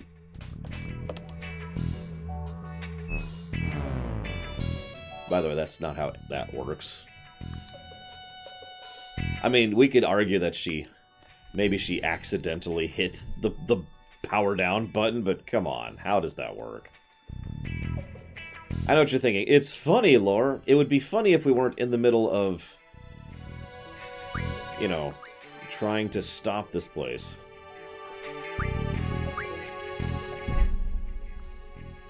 Like this is a missile launch base, which is going to kill many people, innocent people. Remember, in case I haven't gotten this across yet, they're about to launch missiles at a school with 5 to 17-year-olds.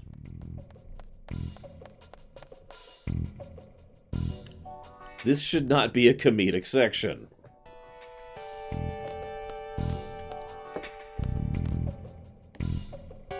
And yeah, we just killed those soldiers effortlessly, so I mean... I am going to go ahead and get a save in. Just in case. If there were skippable cutscenes, I'd try failing and see what happens.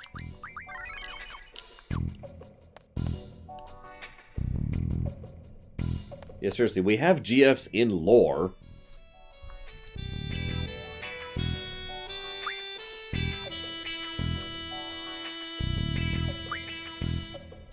Yeah, a school that takes in orphans.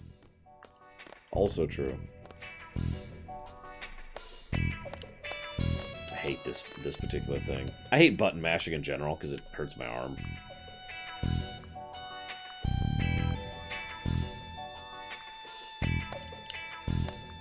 I like good juxtaposition. This is not good juxtaposition. Also, I gotta be blunt. So, we're about to have 5 people push this missile. I roll to disbelieve. I know it's on wheels, but do you know how heavy this thing would be? You ever pushed a car? Because I have.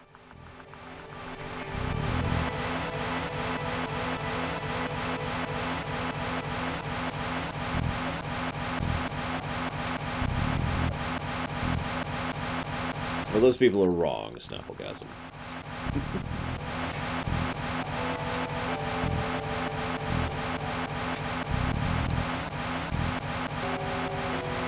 Oh, I like that idea. Like, they're like, oh my god, you just pushed that. How could you push that unless you were seed? Aha! And then they find us out. No, they finally find us out if we do everything right because our salute is wrong.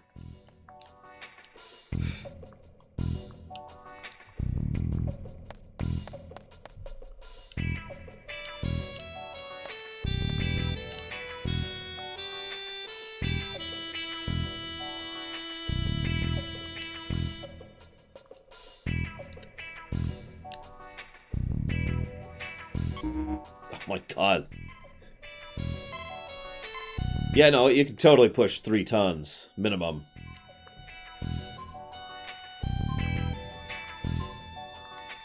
Seriously, if we just killed those guys right there and not had the missile shove in...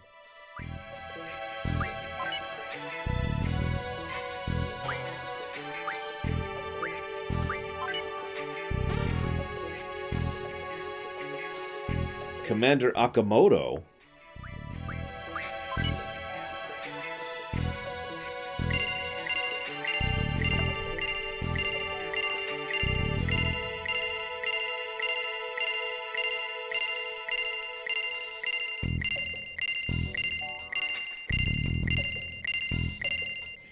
Ah, oh, we're there.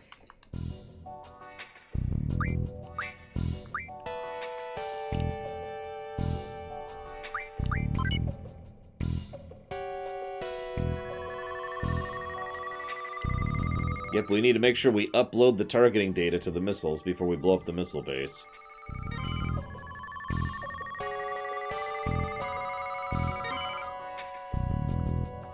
None of this makes sense. Let's just be real. The story has officially stopped making sense at this point.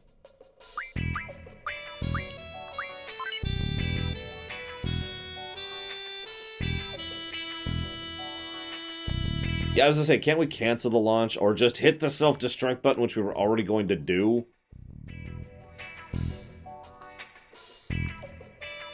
Like, seriously, what's about to happen is we're about to hit the self-destruct button on this base.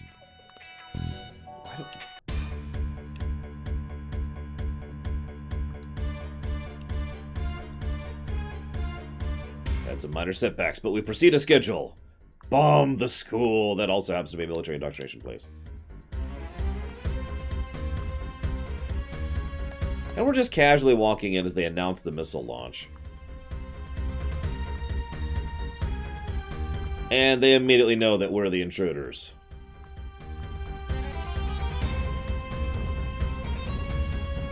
Well, let's just change outfits, which does this for some reason. I like to think that Selphie just flashed them.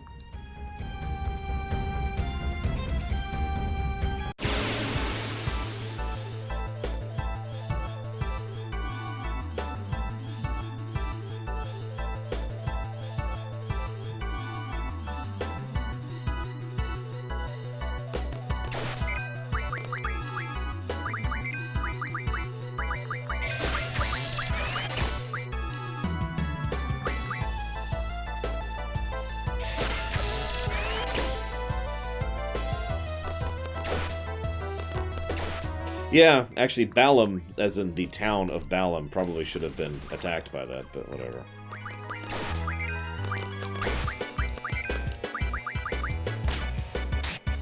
No, I did not, Sakage. I don't have a lot of interest in it to begin with, but I also, you know, don't have time to watch a television show. Now, chat could tell you about it, because a lot of people have been talking about it in my Discord.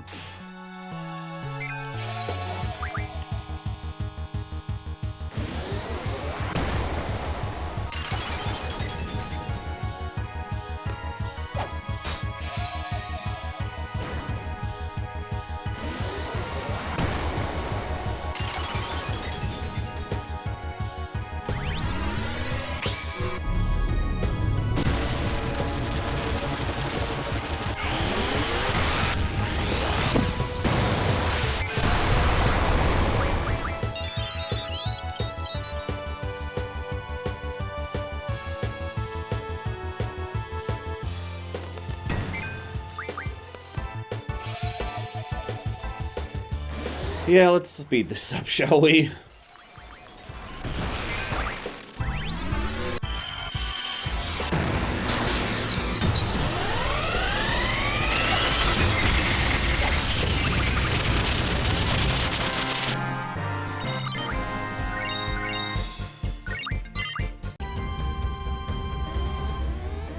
I've never done it before, Mitch Connor.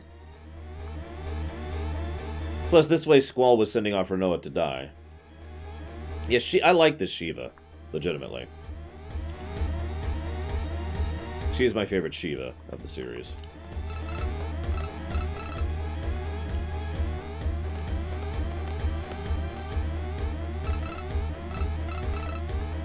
I mean, it's a computer. Surely you could just figure out how to... Whatever. So, what's the lesson, ladies and gentlemen?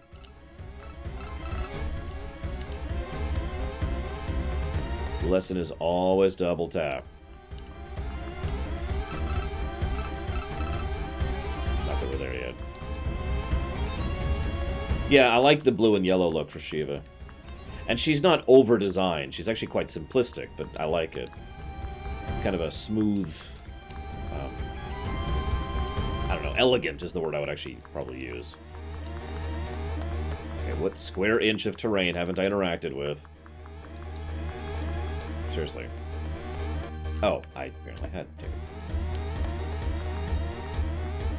Of course, by the way, the base has a self-destruct mechanism, which makes no sense for many reasons.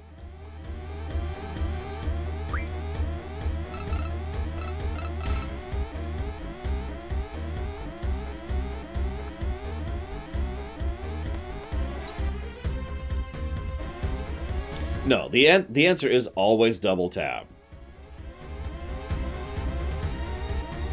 Look at this. Look at this. We have basically killed this guy, and he is in fact going to die.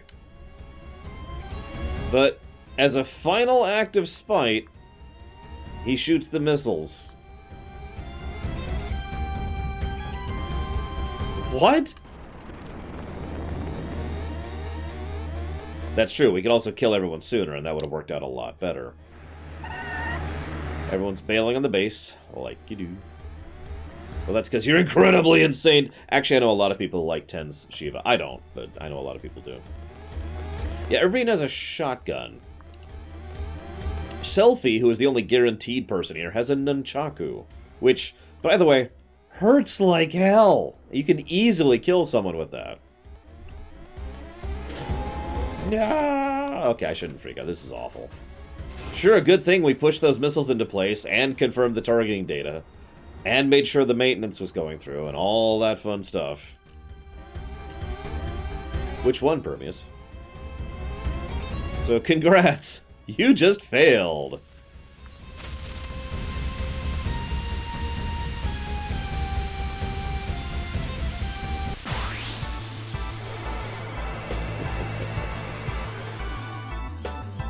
I mean, we did get to see some missile launch. That's cool. I don't remember Waff's Shiva.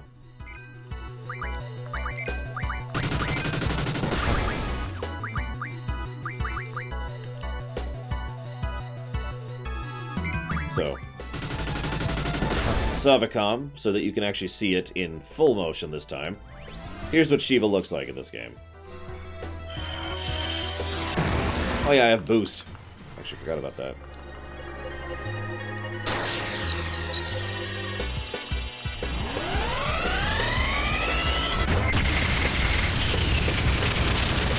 Only summon I've gotten boost on. Boost increases the damage of it. That's all.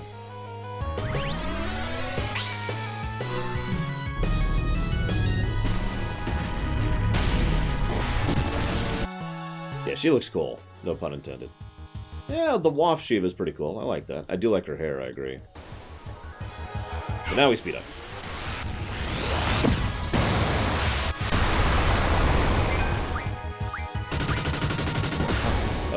What?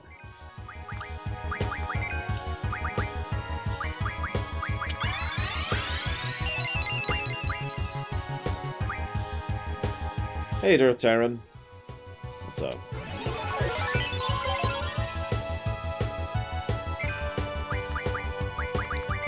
really want to know what that is now. Oh, here we go. It is... Stop! Completely wordless.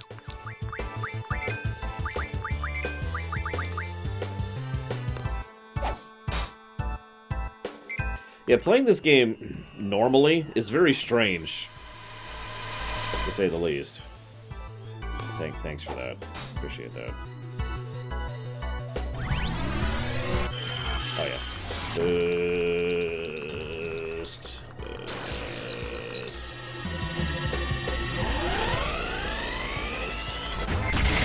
You can get to like 255 boost easy on Adia. Or Eden, excuse me, Eden.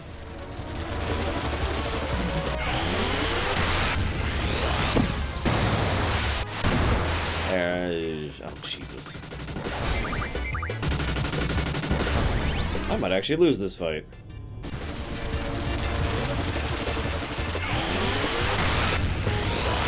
And then I'll finally be able to cheat at long last. Did I save recently? Actually, yes. Specifically because I knew this was coming.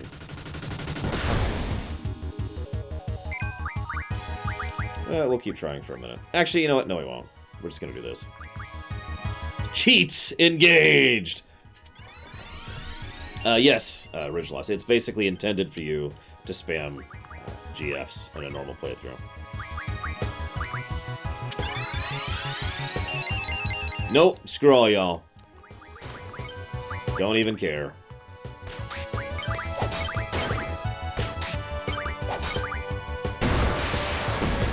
I'm not even cheating yet. This is just cheating. Well, I guess this is kind of cheating. I'm not mega cheating. There we go. That's what I meant to say. I am cheating officially, but I'm not mega cheating. I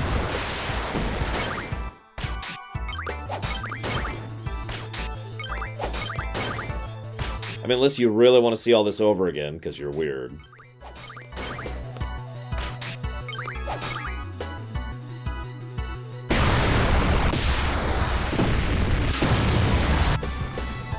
Well, if you pay attention, so my HP is basically set to max, so I'm at full HP. My ATB bars aren't moving at all. They're just always full. And I get a limit break every time it's my turn, which I'm not using.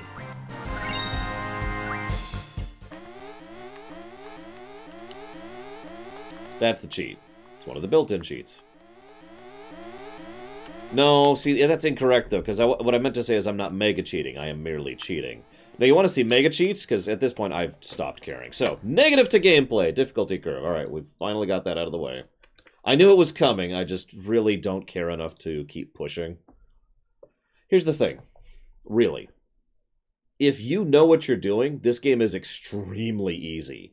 This game is so breakable. But if you're playing through it normally, without knowing what you're doing, or without experimenting a lot, or without having a walkthrough or a game fact or someone telling you what to do, then this game does not have a good difficulty curve. That's really just the problem, especially given the nature of the game and how leveling doesn't work the same way. You're either encouraged to draw a bunch and lean on GFs, or go look it up and break the game. In my opinion, that is a bad difficulty curve. And I've known this negative was coming, but I just wanted to kind of show it on camera, which I feel like I've done, considering how many times I've died with a normal playthrough. I could go and actually break the game legitimately. Actually, I can't right now. The next time I could do that would be after I leave Fisherman's Horizon. So yeah, the difficulty curve is wrong, basically.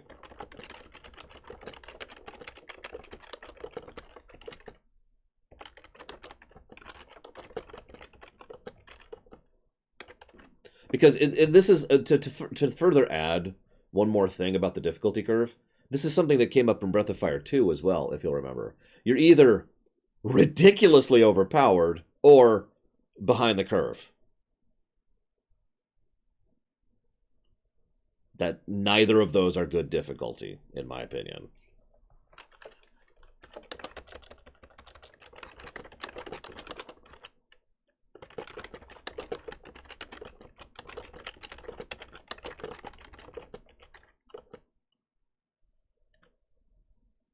All right, Aethel. By all means. What do you got?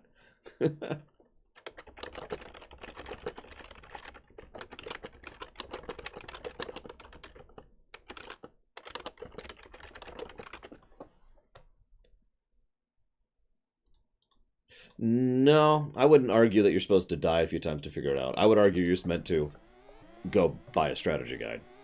So here's the cheat I'm going to use here.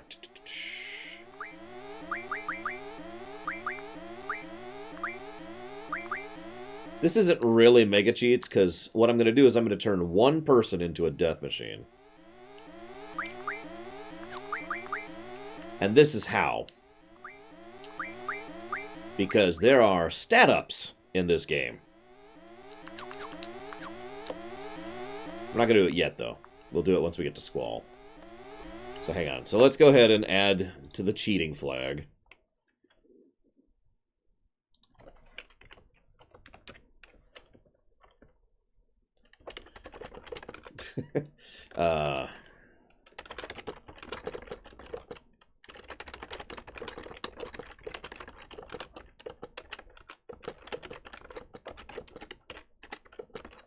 There.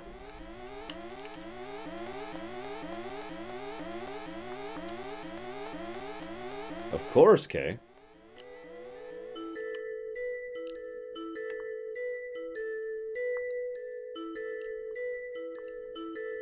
This would be a nice scene, if not for the fact that they lived through this.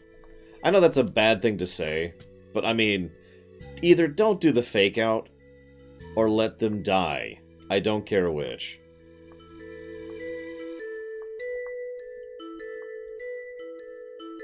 Now I want you to watch this. Do you see what's happening? Do you see their proximity to that? They lived through that. Think about that for a second. They lived through that.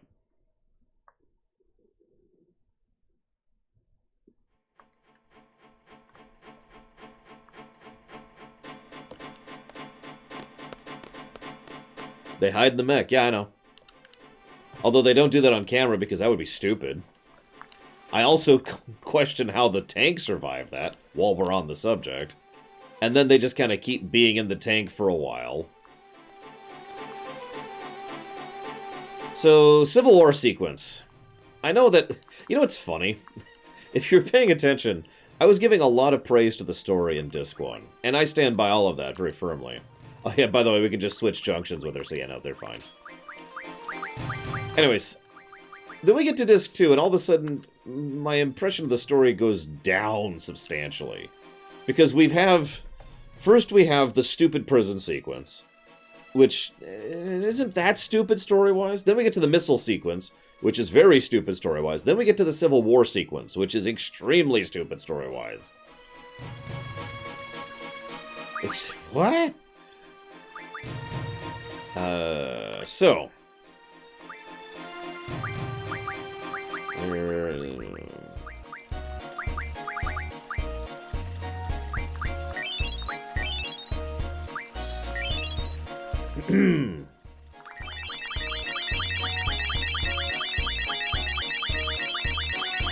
This still isn't mega cheating, but this is definitely cheating. Hello, Leander. Happy holidays. Merry Christmas. Yeah, there's actually... We've talked about this every time we've streamed this. There's actually a lot of really cool stuff they could have done with the Civil War section. They don't. Yeah, I don't even know. He just suddenly is this really powerful guy. It's so strange.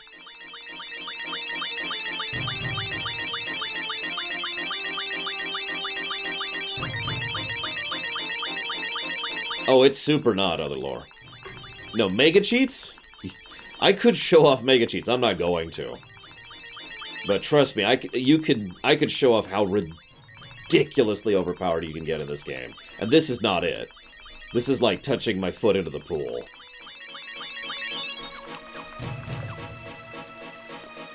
And I do have the Holy Wars I could use. I'll show those off later, though. Actually, believe it or not, I cannot, Digzar. Although I can probably make that happen. Hang on.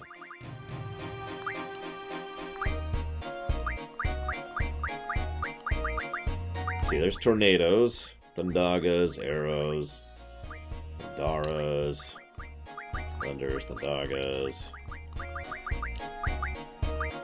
I suppose I could show off how you're supposed to break the game legit, so let's go ahead and do that.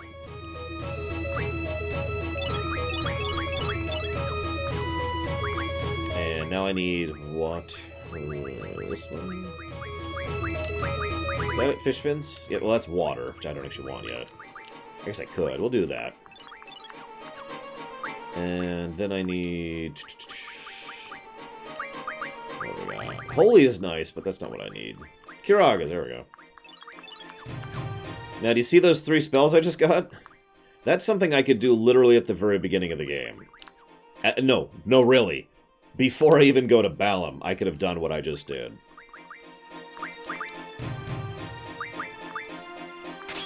So, do you see what that just did to my stats? Again, you could get those Kiragas, Tornadoes, and actually triples, which I didn't get, at the very beginning of the game. And junction those to HP, Strength, and Vitality, and just be death. Before you go to the Dalit. That is how early you can do what I just did with cheating. To show off breaking the game a little bit.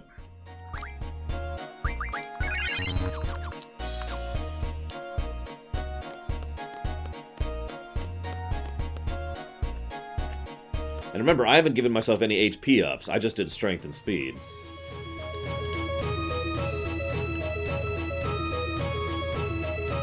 Are you with the Guard Master of Sid? Do you swear your allegiance to Master Norg? Tell me what's going on? I'm the one asking questions. You're just supposed to follow orders. You're with Sid, aren't you? I hate these guys. So let me show you what Squall can do with breaking the game. Got that HP difference. I want you to watch the ATB bar on the lower right. Just watch it.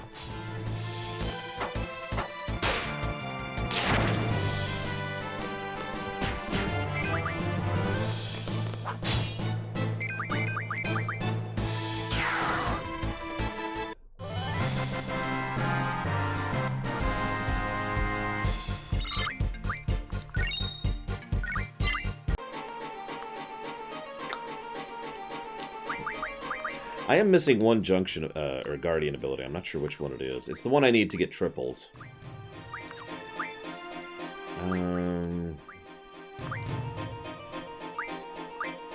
I think that's actually it right there. That's the thing I'm missing, because I went for Enknun first. So if I'd gone for that first, and then have the ability off to get waters off of her, I could actually do that too. But, you know, whatever. Anyways, the point being, yeah, no. I could break the game even more. I mean, you know, just because now that I've kind of shown off what you could do legitimately, I mean, let's just get another 100 speed going here.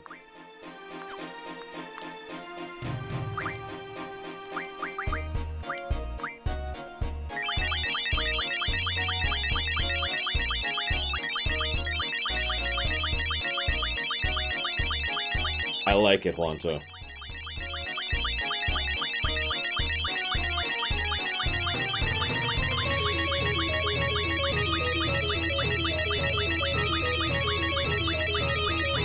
Yes, Darth Tyrant, you absolutely can do about half of what I'm doing without cheating. I'd show it off, but it would involve going through a bunch of unskippable cutscenes. So what you do is you start off the game, and the first thing you do, very first thing, is you grab, like before you even go to Ifrit's Cave, you grab the initial 7 cards, you save, and then you go to fight the guy who has Quistis' card, who has a very manipulatable pattern in certain versions of the game. You reload until you defeat him. Once you defeat him, you get Quistis' card. You grab that, turn that into... so then you have to go to the beach, and you have to fight these little fish guys to get, I think, 15 fish fins. You also need to get AP, but those give 6 AP each, which is pretty... That's actually a lot, even for the point of the game I'm at right now. So, bunch of AP, 15 fish fins, and the Quistis card. With that, you can junction water to your strength. So before you even go and fight Ifrit... that's how early in the game and that you can do this. Before you even go fight Ifrit, you can junction your water to strength and have a really high attack power on Squall. Then you go get Ifrit, and you play the game basically normally up until you finish Dalit. Get Diablos, level Diablos' ability so you can get the time thing, the time refinement. So then you buy some tents in town, and you refine tents into Curaga. Then you buy something, I forget what, and you refine that into triples with Diablos' ability. And then you get you go to the windmill thing to get the tornadoes. You junction tornado, Curaga, and triple to Squall, and you beat the game. In other words, you can and all of that you can do. You can accomplish everything I just mentioned prior to going to Timber. That's how early you can absolutely crack this game in half. And all that's fully legit. Just take time. Your dedication will be rewarded. And also, yeah, you deliberately try not to level because, the only thing you want is the AP from early on. So if you ever want to break this game legit, that's how you do it. Merry Christmas, Happy New Year, Lord Harrimont, and thank you very, very much for the donation. Much obliged, sir, as always. And I'll put that towards Pokemon DS. Because that's how I write that down, to keep track of it. Because that's a lot of words. But either way, thank you very much, sir. What am I doing? Right. Civil War. I'm pretty sure there's supposed to be encounters here, too, but ink none. Yeah, we're gonna go fight Norg the Hutt soon.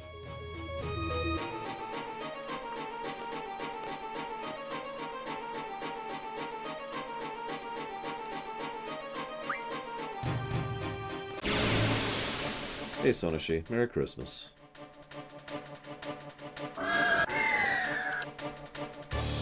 But yeah, it is a little grindy, but once you do so, you will literally not have to level for the entire game up until Ultimicia's Castle.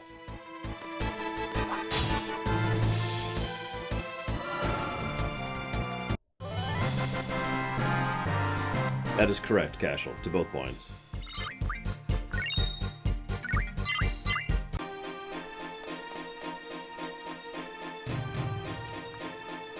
I'm not really going to read much of this out loud, because I really don't like this section of the game.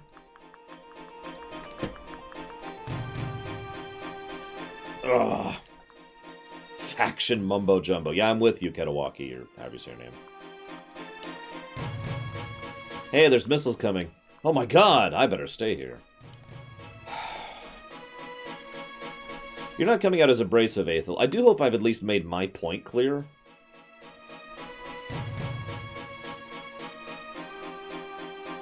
Here's a challenge for you.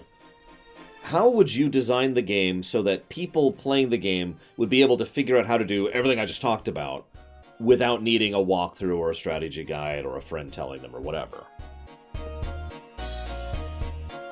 Because, yeah, I'm sorry, but a default playthrough of this game is basically GF, GF, GF, GF, GF, GF, GF. Until you have enough of the high-level magics, which you don't actually get normally until way towards the end of the game. What am I doing?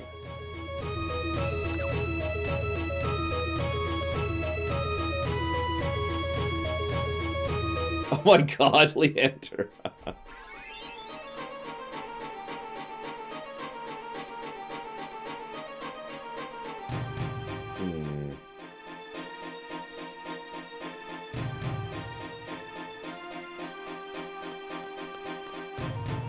You grind the ultimate.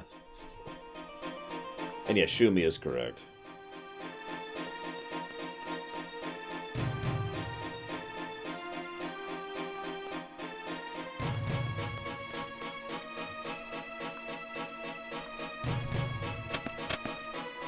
Hey, what's up?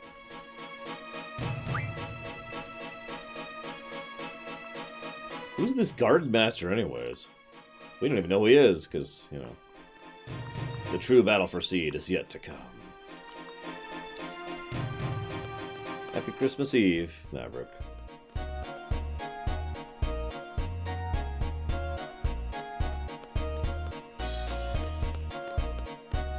That's a good point, Dakota. But let's not think about that. Even though we know with total certainty there is a PA system because we actually use it later. That's true, Aethel, but do you see why I don't think the game gets credit for that, you know? I know that's a strange tack to take, but I don't think the game gets credit for the game's community. Well, they actually mentioned the Garden Master earlier, if you're paying attention, but it's one of those you have to go looking for the lore. A lot of the lore of this game is not part of the main quest. You have to go looking for it. A huge amount of the lore is optional, which actually I'm okay with, so no complaints there. Because it's in the game. This is, unlike FF10, this is a game where we don't need the Ultimania to really flesh out the story or setting. We got this.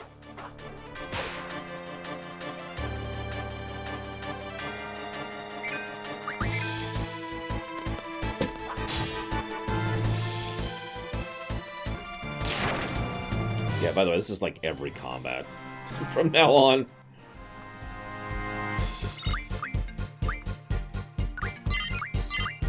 Oh, there we go. So now we can refine triples. Pretty sure.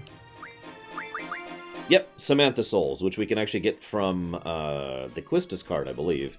So you convert the Quistis card into Samantha Souls. You convert the Samantha Souls into triples. And then you junction these. So yeah, we have Tornado, Triple, and Kiraga. Yeah! I have a lot of Samantha Souls. What are you talking about?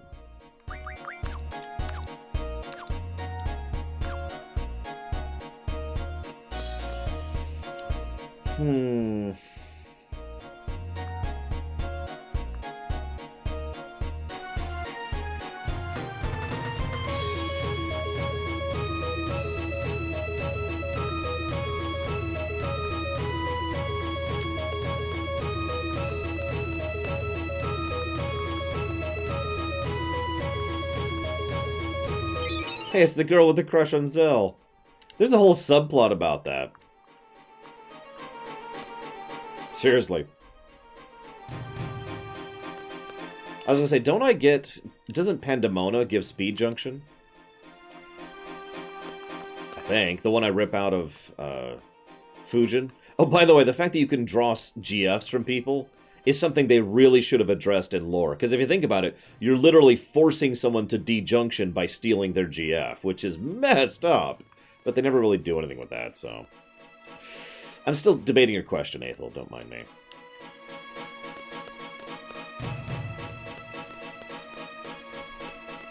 See, the problem is I don't know Dark Souls well enough to really comment on it with a degree of, you know, intelligence.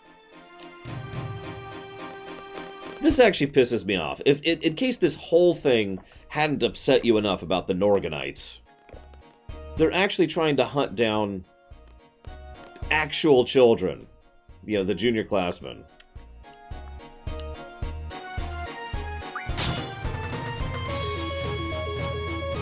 Like... Oh yeah, by the way, in case you think they're non-violent, they flat out tell us to die repeatedly. So they're actively trying to kill people.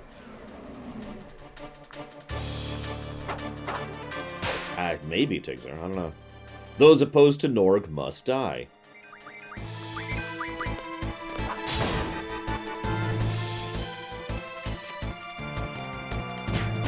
How did he live through that?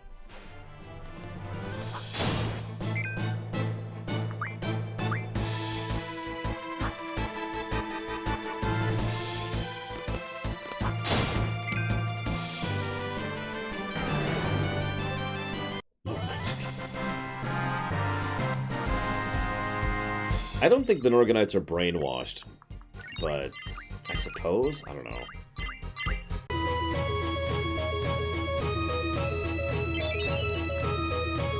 What's funny is I think most of this little stuff I'm doing is actually optional here. Me, I've always thought they were just dicks. They're just people who are paid to do a job, and so they do their job. You know, like the Galbadians. Right. Just checking these. So what do we got? Well, since I'm officially cheating, I don't need boost anymore, so let's just get more junction abilities.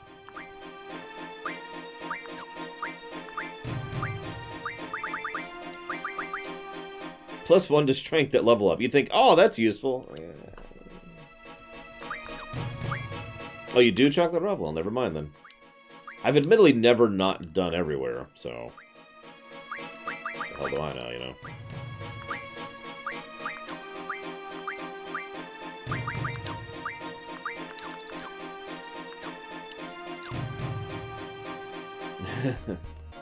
This game is admittedly relatively easy, but only if you abuse it, which is kind of the problem.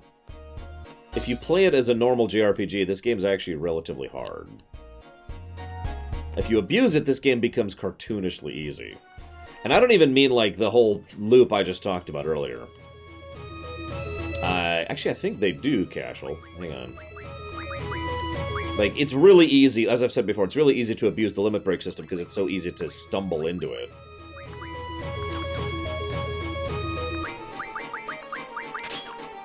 Yep, they stack.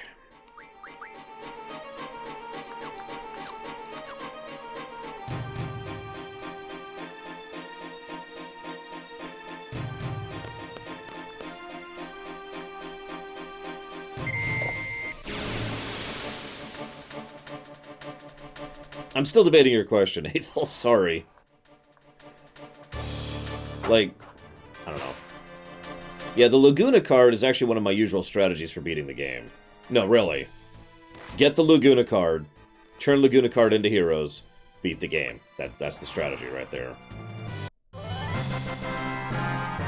No, it's okay. It's just, like... Obviously, the type of game does matter. I mean, why wouldn't it, right? I don't know if Dark Souls is actually designed in such a manner.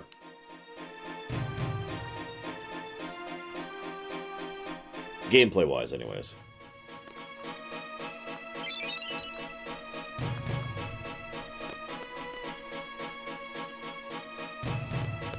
I gotta admit, there's some surprisingly good tactics that Zoo and Sid use during this section, as opposed to the Norganites, whose tactic seems to be trying to bully people into following them and summoning monsters everywhere.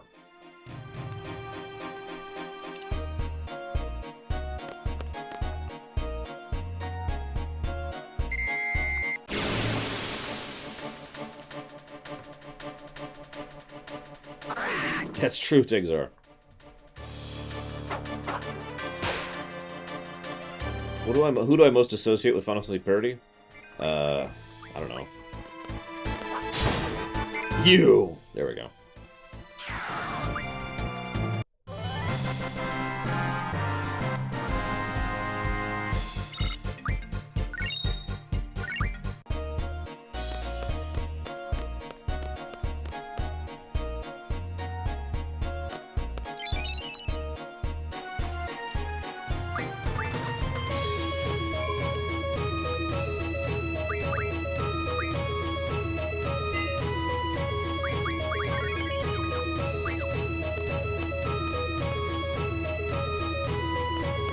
I know, right, Casual? Here's the dorm, singular.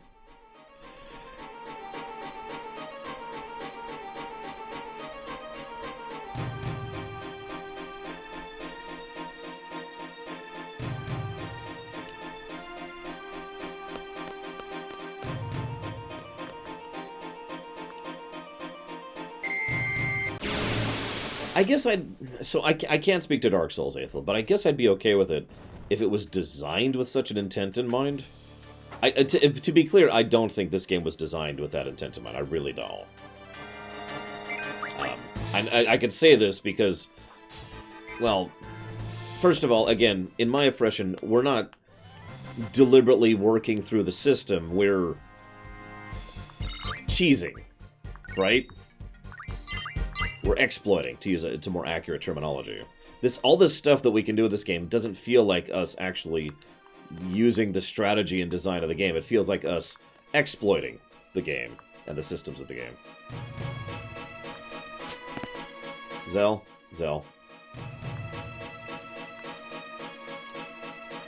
Still no hot dogs. This is the cutscene we get instead of Renoa's cutscene. Hope you appreciate it. I mean, why would it, Damashi? It's a remaster. Remasters have always just been a port, but slightly better. I mean, I feel the same way. I would rather have a remake, because I think FF5 and FF6 on the GBA are remakes. They're not proper remakes, but they are remakes. This is a remaster, which is just a polished port.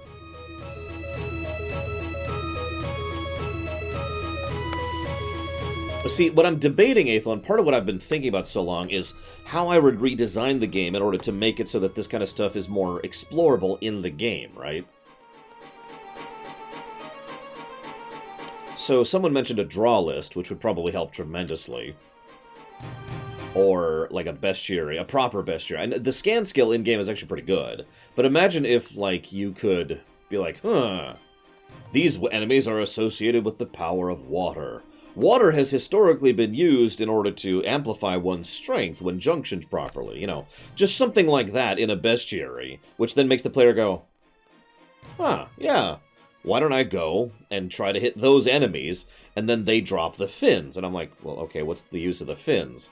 But because the thing actually told me, you know, this is part of the whole water augment thing, I think, well, why don't I refine the fins? And you can get how the process could then be moved forward by the game giving you some encouragement, right? Because that... See, this is just my opinion, and I know we're getting into the realm of opinion rather than good or bad game design, but, in my opinion, a game should encourage exploration, not just give you a giant open sandbox. You know what I mean? A game that does things that lead you in a direction, or give you an idea of a direction, or kind of help you to explore. Basically, like, the beginnings of exploration are designed into the game so that the rest of it's on the player, which in my opinion is better than holding your hands and saying, here's where something is, or not telling you where anything is whatsoever, so you just have to scan every single wall. I think that middle point of encouraging exploration and encouraging design is something that I like, and that's something I think that FF8 could do better.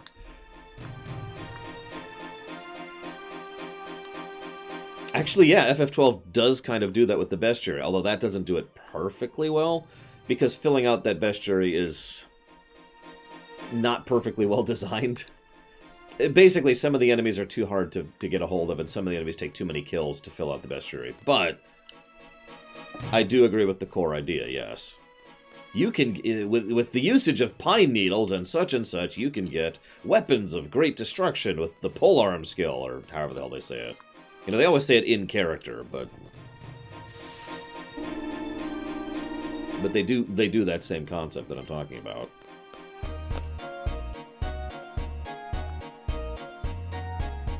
And I mean, the game does have the junction system by itself, so you kind of have the bare bones of trying to junction what you can to what you can. The problem is, again, in a normal playthrough, you're just not going to get all the things that are really useful. They're there, but nothing really guides you in that direction other than just scanning every wall, to extend the metaphor a bit. So anyways, does that make any sense, Aethel? Am I making my point at all?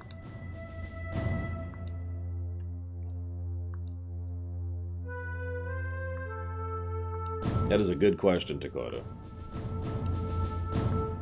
I have a lot to report. God, Sid looks so awkward doing the salute. Sir, what are you going to do? I'm going to stay here and see this then. This place is my home. You're planning on dying here? Sir, yeah, you can rest assured I'm just going to try something. There's still maybe a way to save the garden. Oh, I'm so injured. If only someone could go in my stead.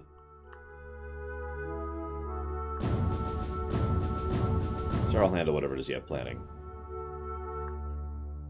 I don't know, because you might screw up, because I want to do more than announce the evacuation, because this place is important to me too, because I want to find out your plan, because this is my home. I have too many reasons. Who cares?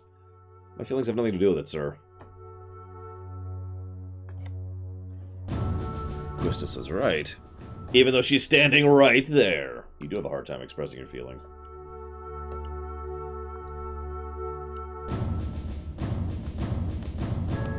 This building used to be a shelter before it was remodeled into the garden. We somehow don't know that it's literally a magic frickin'... This has always bothered me.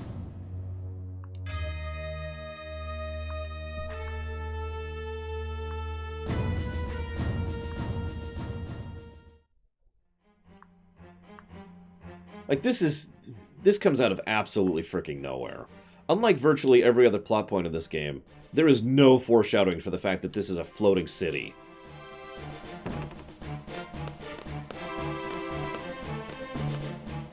Oh yeah, by the way, this is a floating city. This is actually our first airship. No, seriously. Meanwhile...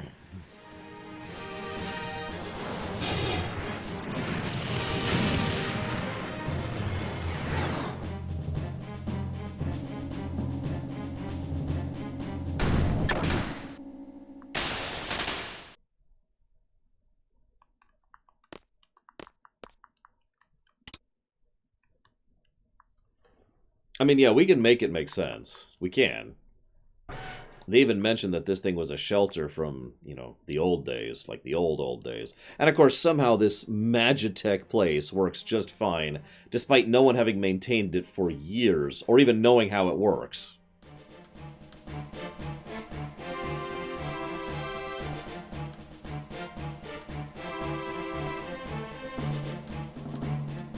Yeah, and so someone was mentioning earlier how weird it was.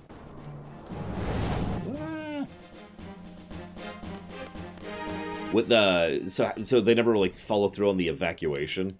You ever think about the people who evacuated and successfully got out of the city, and then the city gets up out of the ground and starts moving?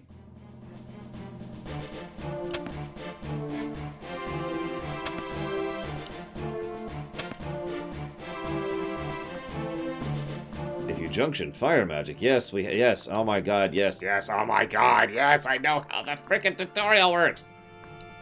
Oh my god. But yeah, the Fisherman's Wharf people, they were the ones who did the remodeling work that Sid just referenced. Back when Norg bought all these places.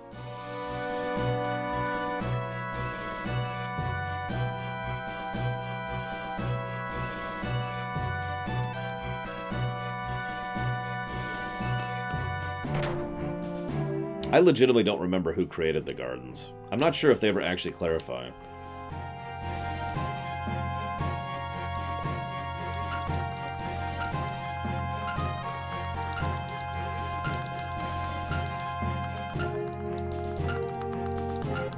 Esther is the most obvious answer. It could also be whoever built the original ancient tech, the stuff we see barely any of. The people way before Esther. God, I don't think we actually have a proper name for them other than the Centrons, yeah.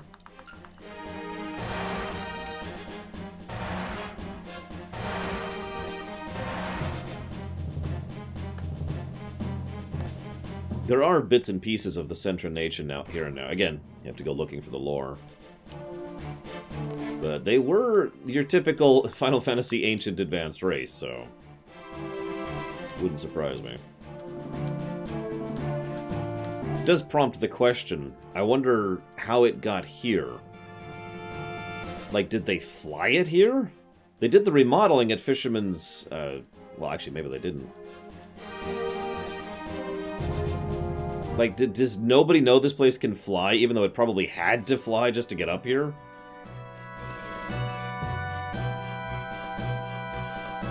Whatever.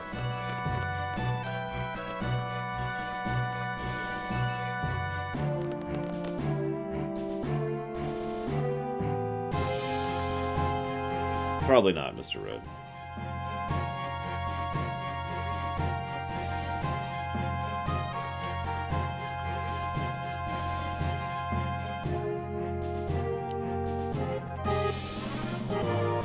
Okay, Jaylee UK Gaming.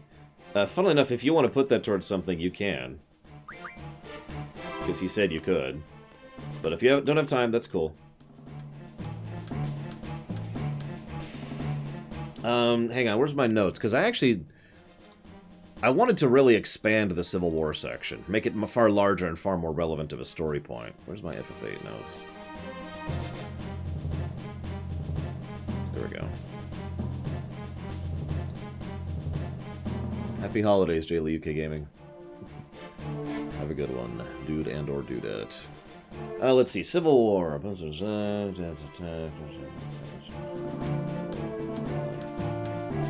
Exactly, Yuki Gaming.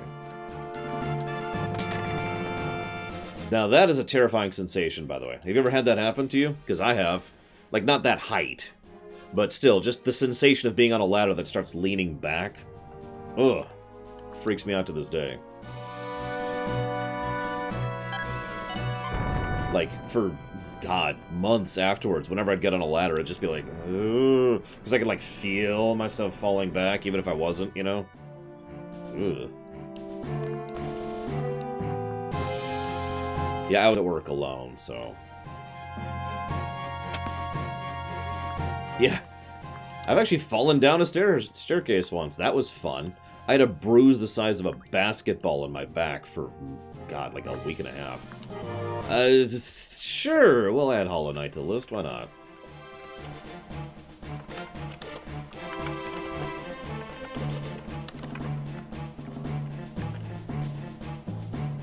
I've been through a lot of crap, Chocolate Rob. What can I say?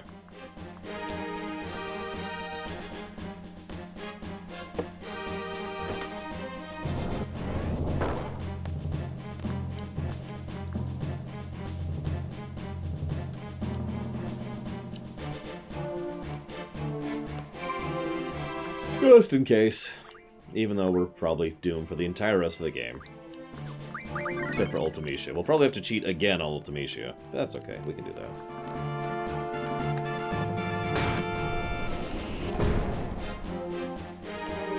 To this day, I'm not even sure what happened. Basically, I lost my footing on my bad leg, and I effectively just slid down the staircase. You know, like, bam, bam, bam, bam, bam, bam, bam, bam, bam, bam, all the way down. Oh, it was... It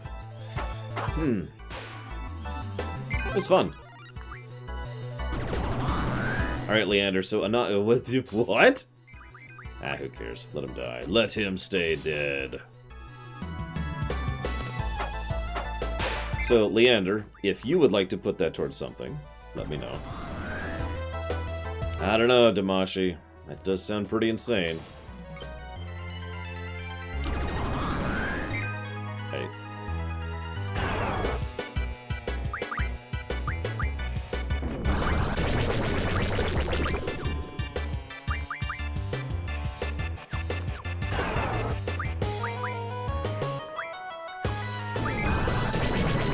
You got it, Leander. I gotta think about this.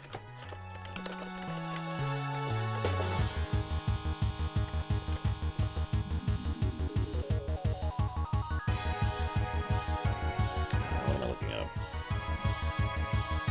Star Master.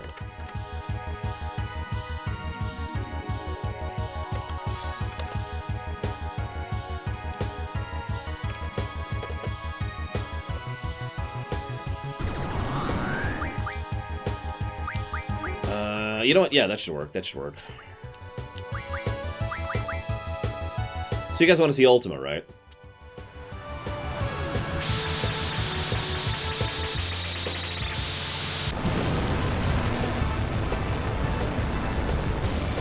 Not my favorite. That's it?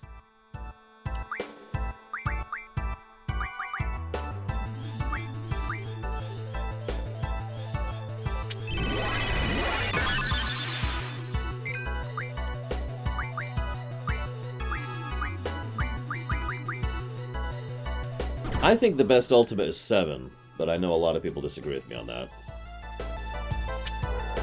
Metal Gear Solid? Oh my god. Which version? Actually, that's a stupid question. I'd pretty much have to play the remake version, wouldn't I?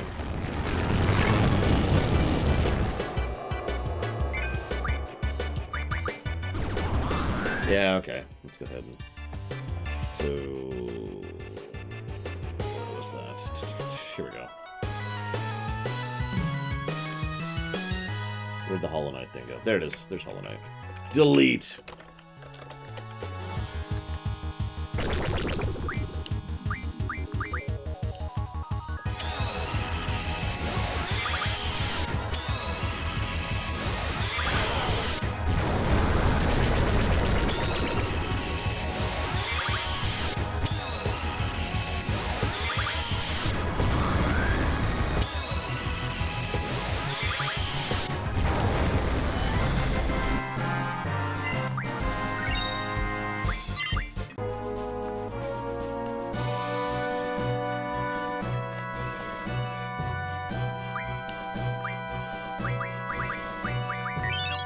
I didn't remember those things were literally immune to physical damage. That's why that was causing me issues there, if you're wondering.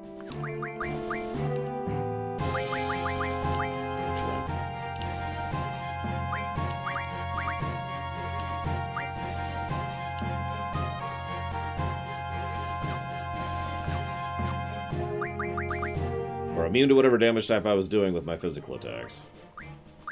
I don't recognize the icon.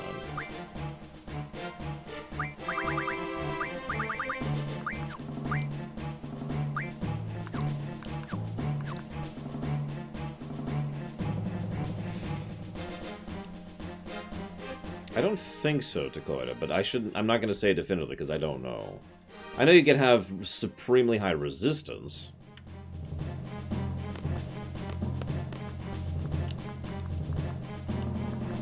Come on, there we go. Possibly? You know, here's the missiles.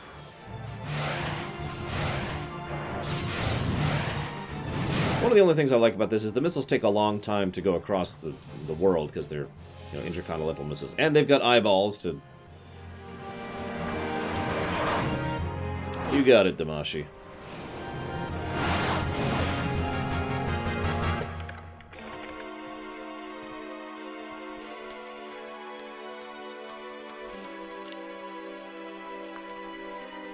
Hang on.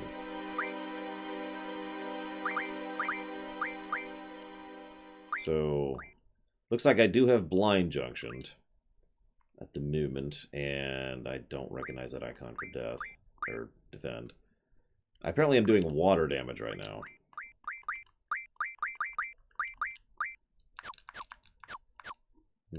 I wonder.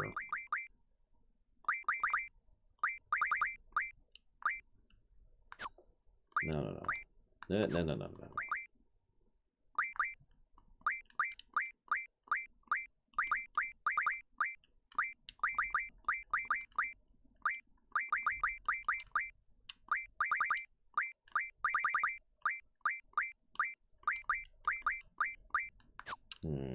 Probably don't have it yet.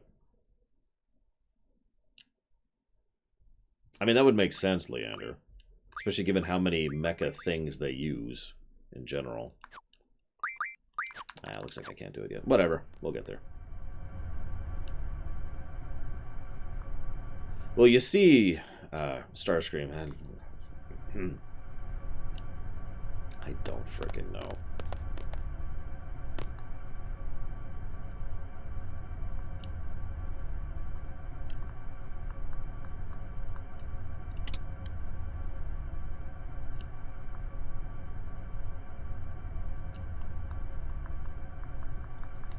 Yeah, we're starting to get a little bit more fantasy-y. And we're about to get a whole lot more fantasy-y in a second here.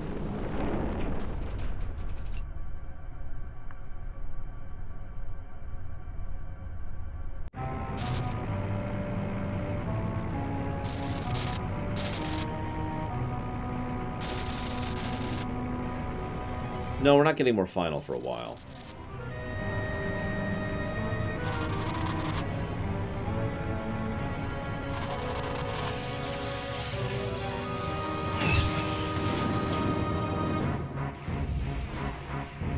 So yeah, they have this move through matter tech. I don't know what to call it. There's probably a term for that. Which we haven't even seen the end of. Oh yeah, by the way.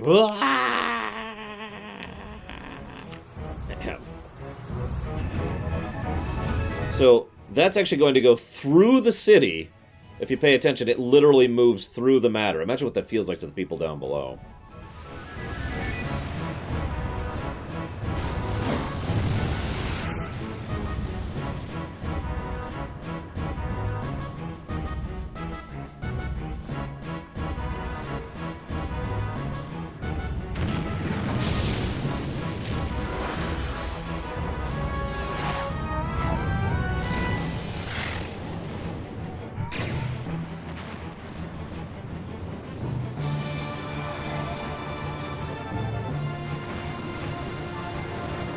That's true.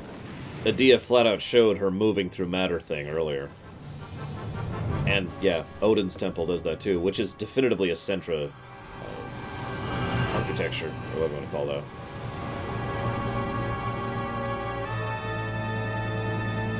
I've been noticing that here and there, okay.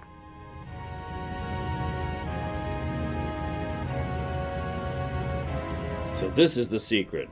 Seriously, wouldn't you know that this thing flies? Like, wouldn't that be a thing that you're capable of knowing since you had to get it here to begin with? I mean, we'd have to do some real finagling with the story in order to make this make sense that they don't know that this thing flies, and yet still bought the thing and refurbished it. Hi, Storyteller Wes. I'm with you on that, by the way, Starscream. What I would usually do is just conquer everywhere. It's a very simple place to make sure they can't have nowhere less to go.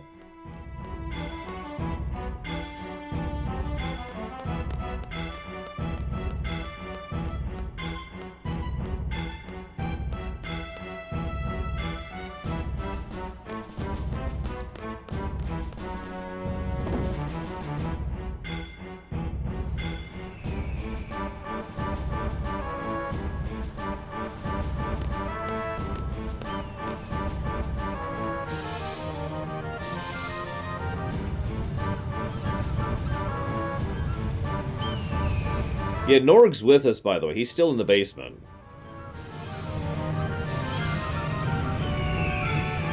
Yeah, I know, okay. But nobody cares about Renoa. Honestly. No, the way I would probably headcanon it... Yeah, sorry, in the other basement. The way I would probably headcanon it is that the Sentrans actually moved these things forever ago. So the three gardens... Yeah, three gardens are actually already here, you know, decades ago. And so then, you know, they're like, oh, hey, there's this big building that looks like it's this ancient tech. Why don't we go ahead and use that? So they literally didn't know how it worked, and then they grabbed the people from Fisherman's Horizon and dragged them here to refurbish it. The problem is, nobody's really surprised that the things start flying.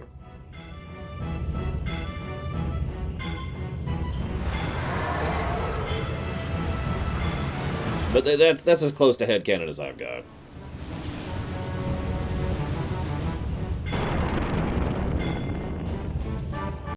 Norg is a Shumi. We'll actually talk about him in a minute. You will never see the rest of the Shumi unless you do optional content.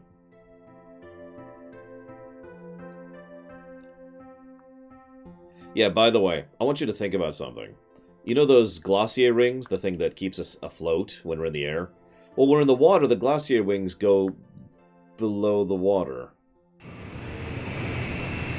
So I want you to mentally put yourself below the water line there and picture the giant rings churning up the water down there. Think about that for a second. Imagine being a fish. Da, da, da, da, da. Hey, what's that?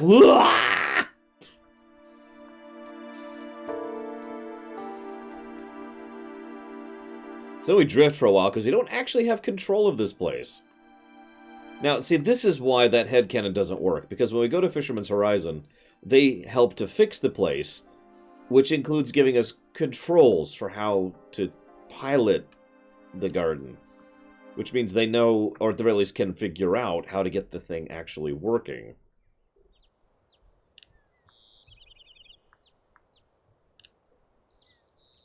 Anyways.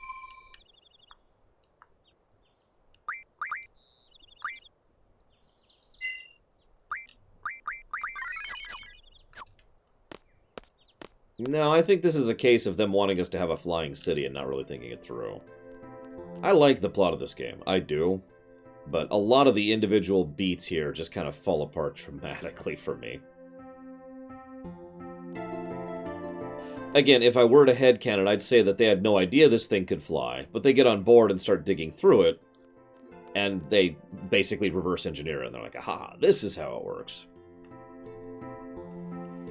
Student 41269. Come with us. We have to have a boss fight.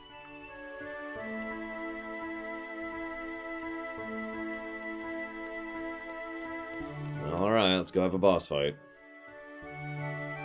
Also, PG-13 warning.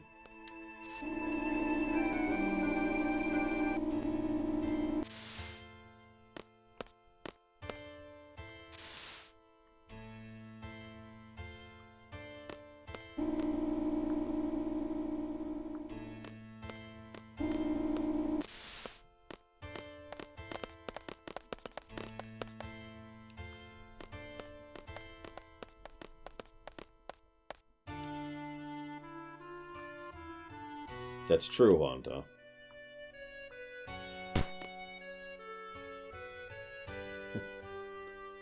Sorry, cover your eyes. Cover your eyes.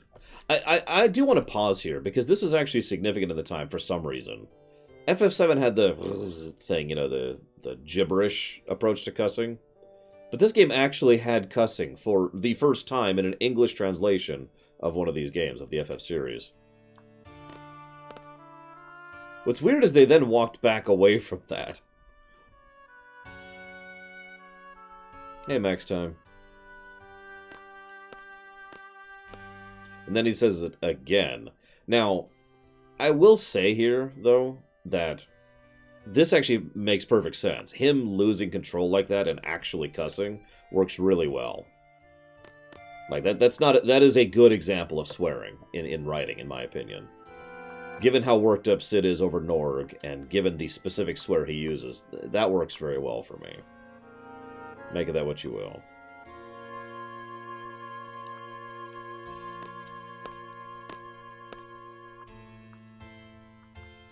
Still have to give you my report. Yeah, I don't care.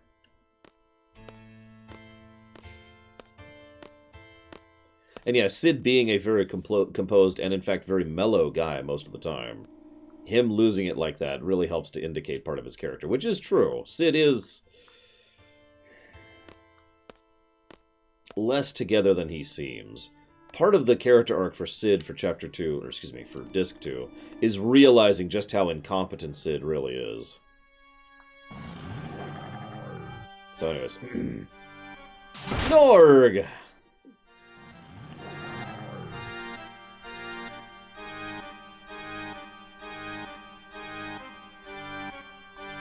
So,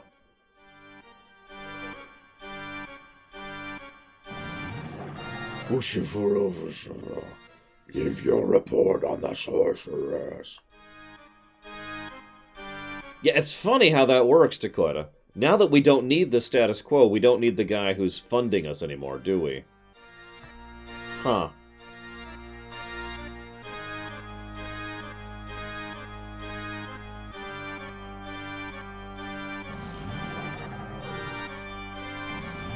You were fooled.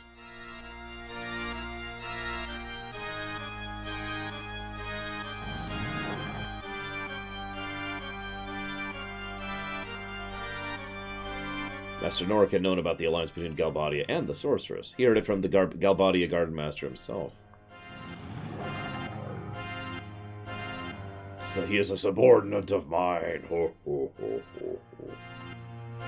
The sorceress will definitely try to gain hold of all the gardens, so Master Norik sent an official order to Garden to kill the sorceress. An assassination was thought to be the best mean. That sly weasel Martin used you as a last resort for the assassination. He gave that order to place the blame on me. That bastard.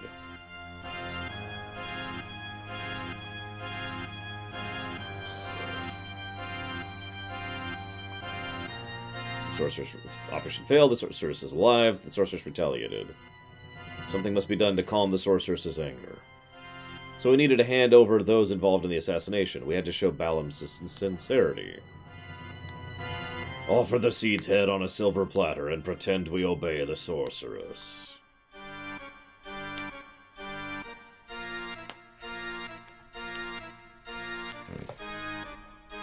Why aren't we fighting the sorceress?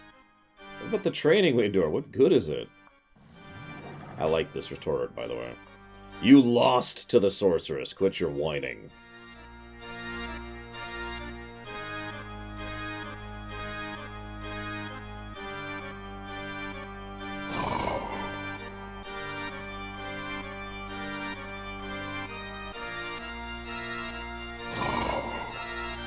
Oh yeah, you ready for really, really awkward, really awkward exposition? That idiot Sid, has he forgotten it was I who put up the money to establish Garden? I wanted to offer the sorceress Sid's head along with seeds. I ordered the students to find Sid, but they sided with him! This is my garden!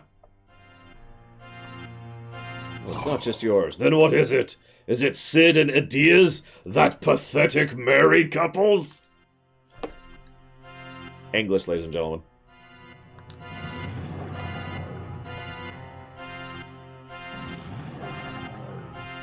Sid and Adia are trying to take Garden away from me. Prepare to die.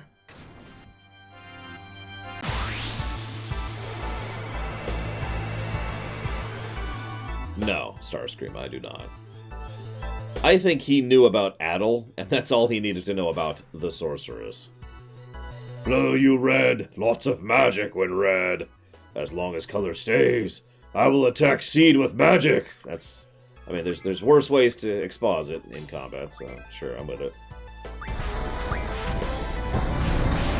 Let's pop that sucker open. Get at the gooey, juicy, tasty inside.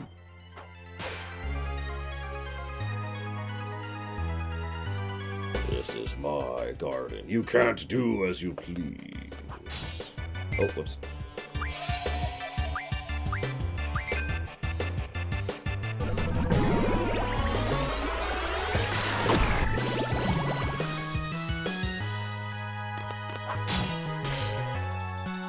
Oh wow, he lived through that. What level am I? Their HP is way higher than it should be.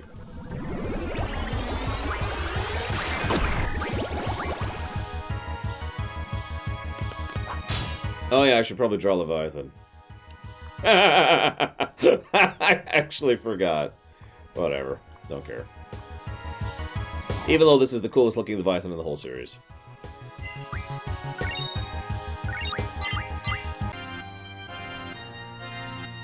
And now he's a cocoon because he'll be reborn, because that's how the Shumi work. No, I'll just draw Leviathan in Ultimatia's Castle. I forget which boss gives it, but all of the GFs you can get in Ultimatia's Castle and all the optional bosses there. Including Bahamut. In fact, that's usually how I get Bahamut. I don't think I can cheat GFs. No, I think FF8 has a better Leviathan than 14. No, I don't think you can get Odin that way. In fact, I know you can't get Odin that way.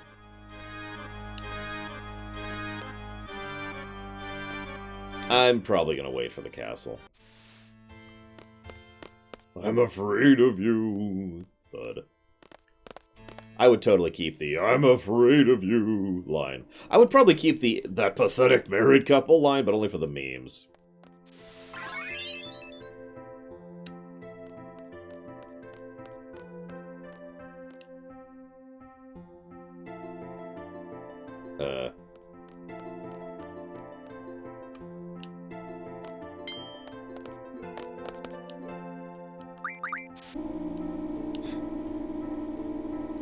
I actually agree.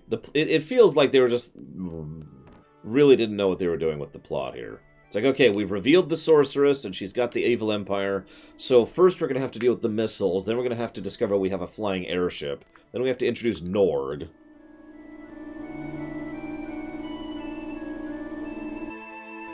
Like, for all the praise I give the construction of the plot, most of that's in Disc 1. I don't remember where to go. Does anyone remember where to go at this point? Oh, never mind. I remember where to go. I remember where to go. Yeah, the doctor. We need to see that Sid is crying.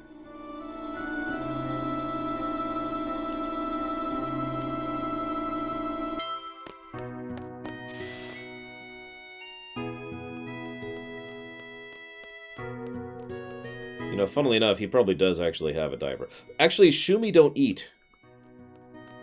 They grow fat because of their personality. So only evil Shumi will be fat.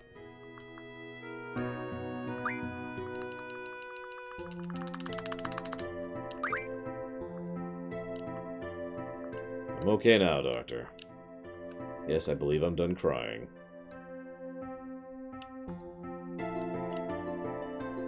That is actually a nice little tidbit there. You all see me such an embarrassing state. Yeah, it's okay. We killed Norg for you. Well, killed. So, let's make a report. No, it's not necessary. I can guess what happened. I've been trying to give you my report for... Oh, fine, fine. So, Seed is the elite mercenary force. Do you know something about Seed? Seed will defeat the Sorceress, the Cardinal Trade Seeds. Many missions around the world are only training for the final battle against the Sorceress. But now that the Sorceress has become the major threat, the true mission begins. Da, da, da, da. I heard she's your wife. Yeah, she's been a sorceress since childhood. I married her knowing that, and she is just amazing in bed. You have no idea. One day she began talking about building the garden training Sid. She became very obsessed with the plan. She laughed and told me it would never happen. However...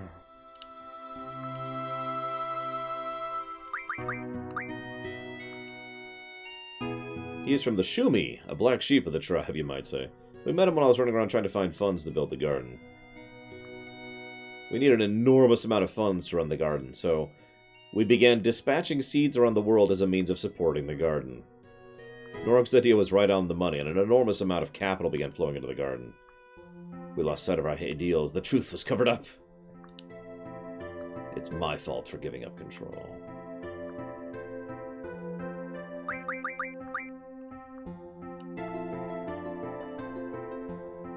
Hopefully we can get things back to the way they were.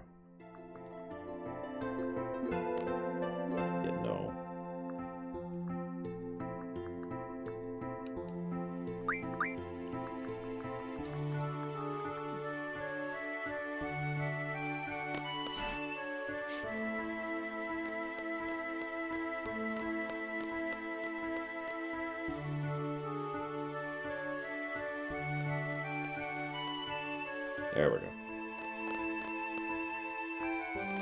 What? God, now what? Hey, Captain Zeus.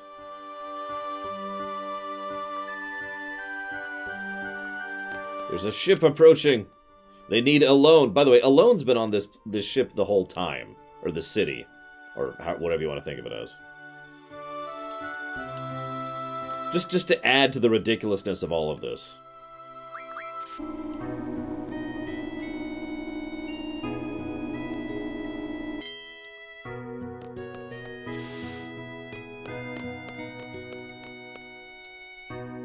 Like the whole Civil War, missile attack. She was just hanging out like, in the library, probably. Just chilling, you know.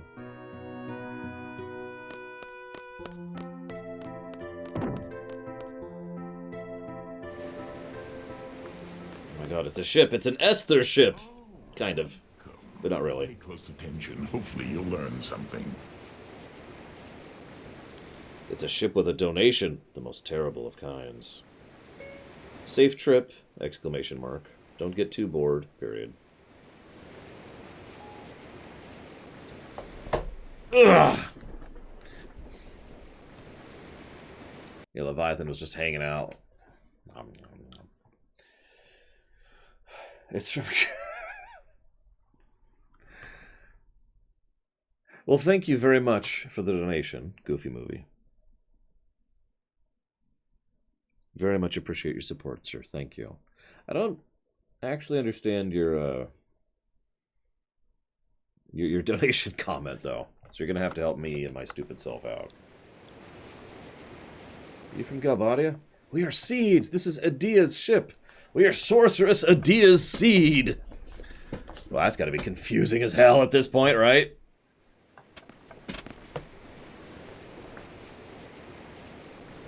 Please, we come in peace. Oh, well, okay. Let me put away my weapon then.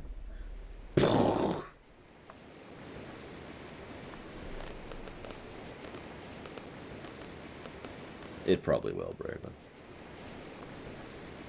Yes, I'm afraid so. Let me give you Alone.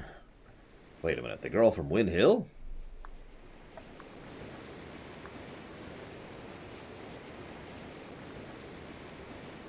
my god, really, Goofy movie?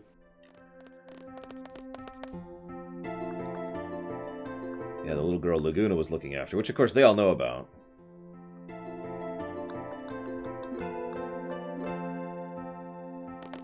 Ah.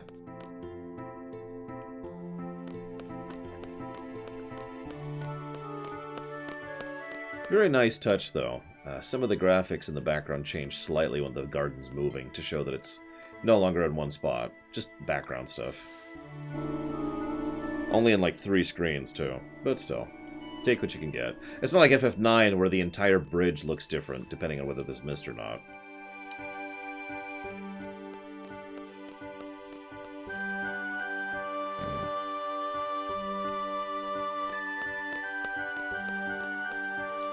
Which is a very nice attention to detail in FF9, one that most people will never see.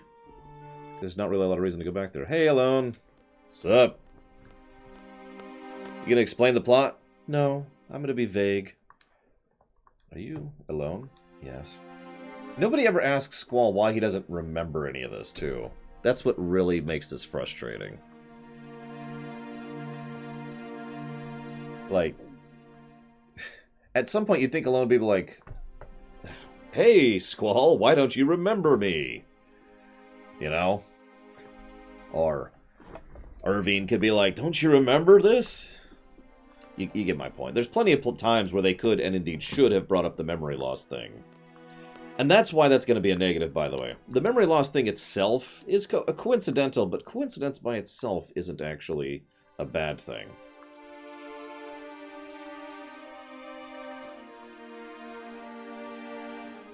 I mean, if I was to give a negative to every game, story, book, etc. that had a coincidence in it, I'm pretty sure that would be basically every story ever.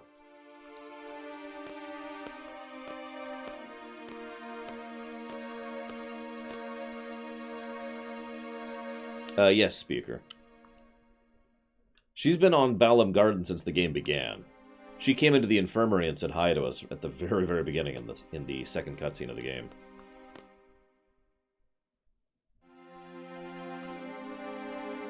Now, she could actually explain her motives here or her reasoning, which is that she wants us to try and change the past and save Laguna. She doesn't, of course. She just says, you're my only hope. Come on, Rain. Or Alone.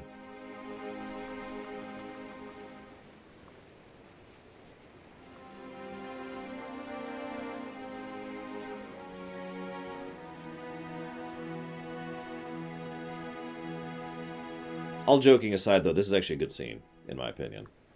Other than the stupidity of Alone, it's basically Squall trying to mentally and emotionally process things while cutscenes are happening that aren't really related to him.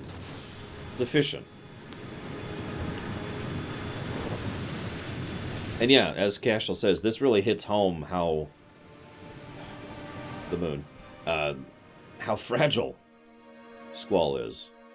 How insecure, how emotionally unstable. Which, of course, makes perfect sense. Even ignoring the memory loss problem and the introversion thing, this kid is literally a child soldier. That messes you up. He has killed. He has taken life. Human life. Already. He's like 17. Or 15. I forget which. He's young.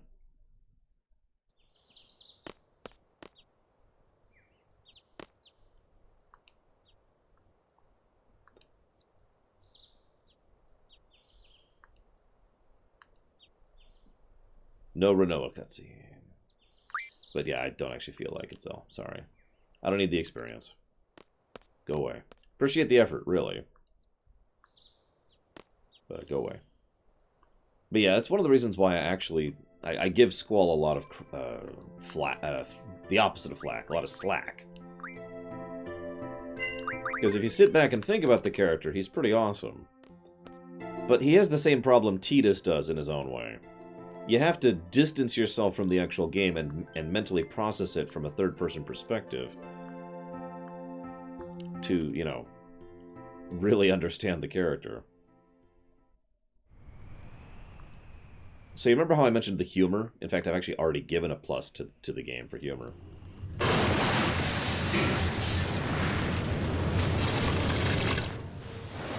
Oh my god! But he's got something on the line. You see that? He's actually got something on the line, so... but... Come on! Screw it! That's like one of my favorite scenes in the whole game right there.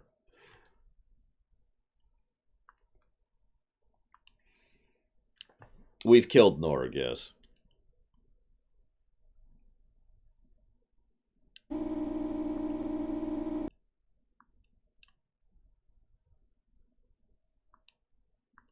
Here are your orders. Go apologize, get stuff fixed, yada yada yada. Probably not, okay.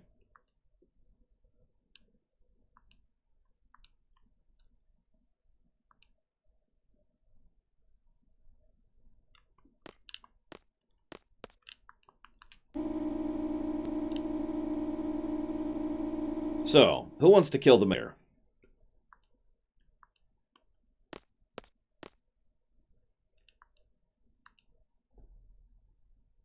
Because I do.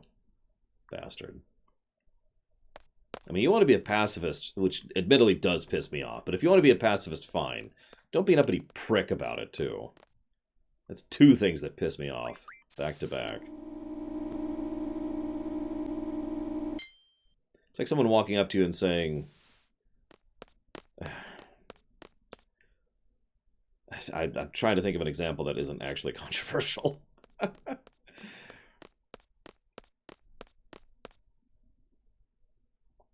You know, I only eat the finest of shark meats every day. Anybody who doesn't eat shark meat like I do just doesn't understand the true joy and beauty of eating shark meat. Oh, if only you were as good as me. But alas, you're not. You're terrible and awful. Oh, you are to be pitied. Chauncey, the chocolate icing. I don't like this song. But that's mostly because it actually hurts my ears a bit.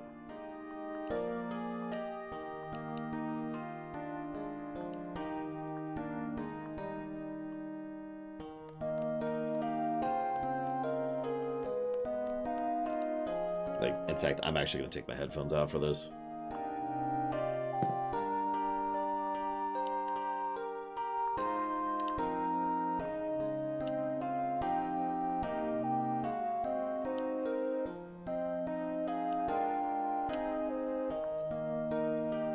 I'm sure it's a nice song. It literally hurts my ears. That's not an exaggeration. Moon.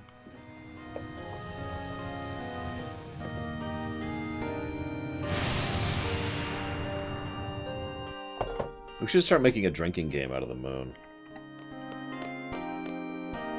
Seriously. Let's do it. Let's do it. Or Oreo game. Oh, you know what? I have Oreos right now. Hang on. Hang on.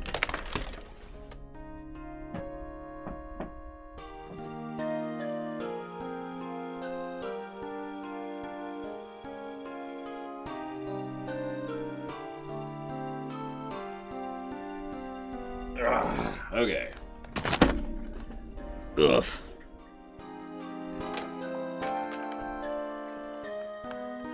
Chips, Oreos, alcohol, whatever you want. We're getting the birthday cake flavored one, which is my personal favorite, by the way. So, moon.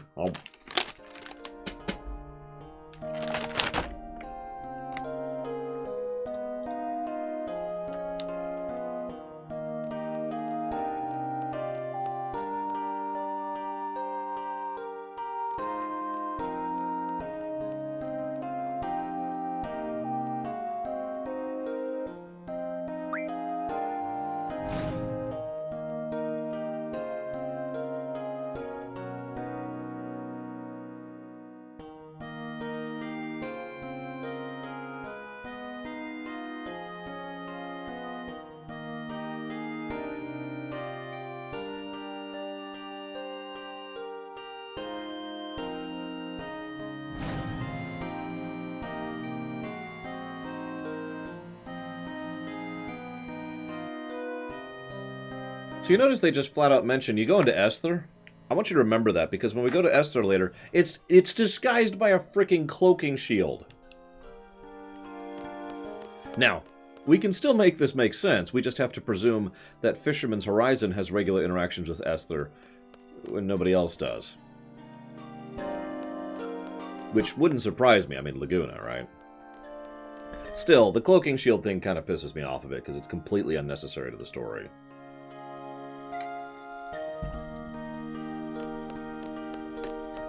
Like, the only reason it's even debatably there is because of Galbadia, who are also so outgunned by Esther, it's a joke.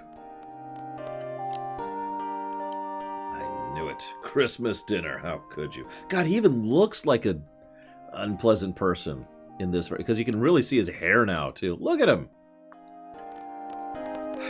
Frickin' hippie. Allow me to get to the point. When are you leaving? Oh yeah, he's also rude. So he's a pacifist, he's an elitist snob, and he's rude. We'll leave as soon as the garden is capable of moving. Any idea when? I'm afraid not. We only discovered our gardens mobile a short while ago. Therefore, we don't even know how to move it. We're still in the process of understanding everything.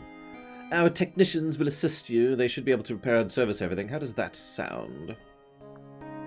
Go consult with your leader if you don't have the authority. You're right, okay. And me killing him is a small price to pay for him shutting the hell up.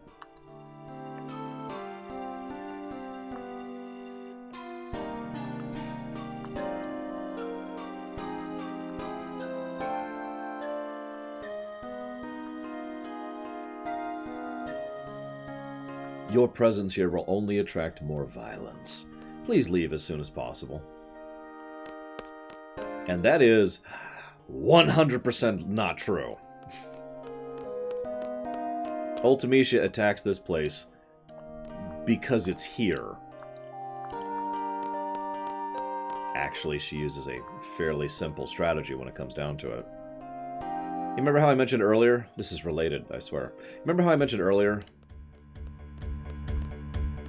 that in Star Wars Rebellion, one of the easiest ways to deal with the rebellion is to just conquer every planet? So they have nowhere to run, right?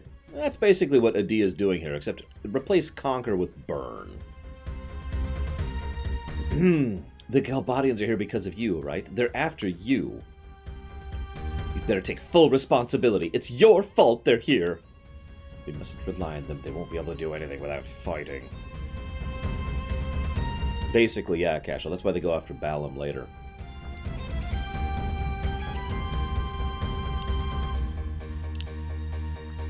Also, while we're on the subject, even if you don't respond to violence with violence, violence is still happening to you.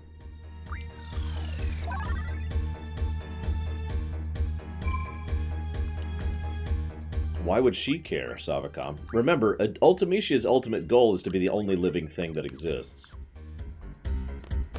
She's not quite right in the head. Hey, we got our salary. Woo!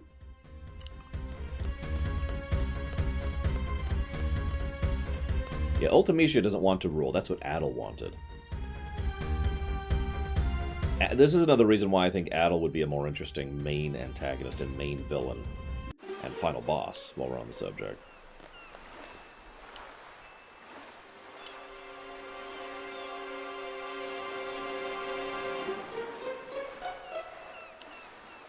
Never heard of this girl alone. There's nobody here by that name.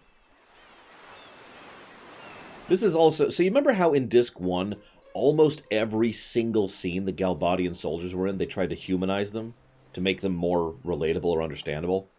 In Disc 2, they do the exact opposite. Virtually every Galbadian we encounter in Disc 2 is evil. Merry Christmas, Shaludo. Like, this guy's a good example, but remember Mean Guard? Or all of the people in the prison? Or the people at the missile camp? Like, the guy who's like, with my last breath, I'll murder children. Like, every Galbadian in Disc 2 is just suddenly... Now, we could assume a Stalinist purge happened, right? and all of the decent Galbadians were either purged or killed or kicked out or fled or whatever. That is something we can assume, but the game never actually supports that, which is a shame because, once again, I think that would be a good thing to add to the proper remake. Literally build into the story a purge. Now, I hate to continue paralleling Ultimecia to Stalin, but one of the problems with Stalin's purge was that he had a lot of people in charge who weren't necessarily the best people for the jobs. Meanwhile, we could help explain why the Galbadians are so incompetent in Disc 2 by saying that all of them are, you know, not... They're promoted because of adherence to doctrine rather than competency or capacity, right? So all of these people are idiots who also happen to be evil and stupid. Doesn't matter, old man. We're gonna burn this place anyways. Ha ha ha! Like this guy, right? Oh, please, I beg of you, don't. I'll start with you.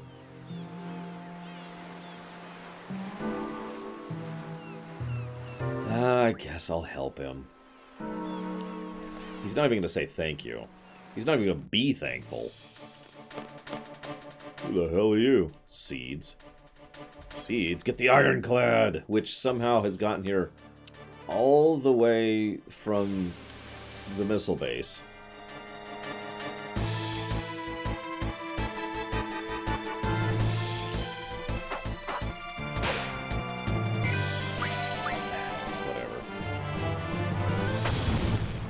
By the way, I know I've been ranting a lot, and I do apologize. I'm not trying to be too negative, but I am trying to build up to a point. And that point is, I think basically most of Disc 2 just needs an aggregate story negative for...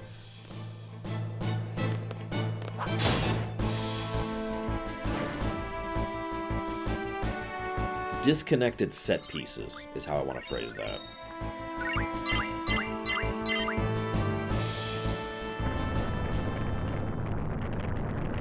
Like, it feels like Disc 2, in total contrast to Disc 1.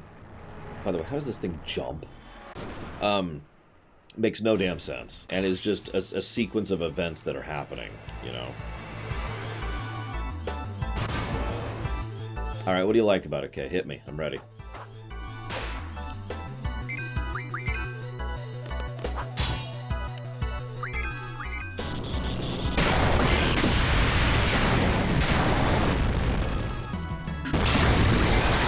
Dance! Make it prance! Sorry. Nobody's gonna get that reference.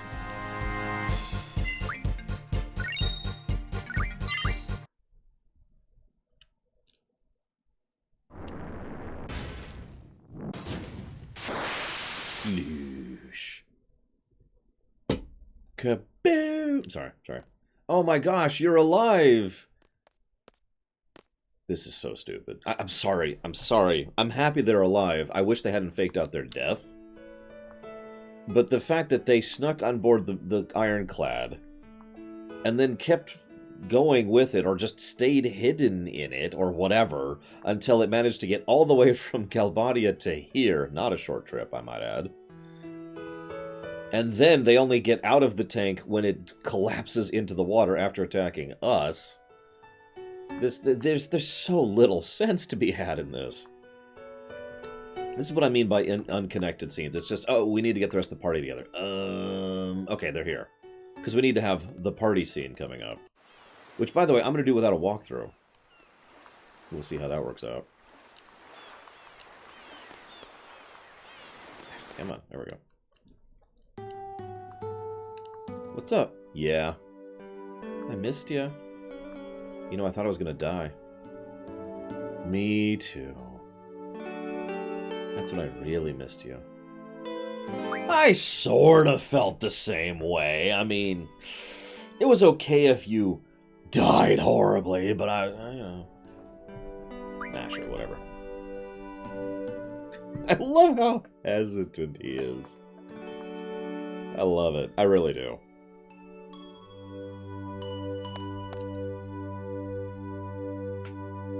Believe you said that. I'm so happy. Whew, wow. Okay, that's adorable. That's adorable. I'm sorry. That's awesome. Can I share a really dumb story? with you guys. I don't like Renoa. Sorry for butting in. No, but I'm not thanking you. You don't have to. And then we could try to explain it, so we're going to go and explain it to him.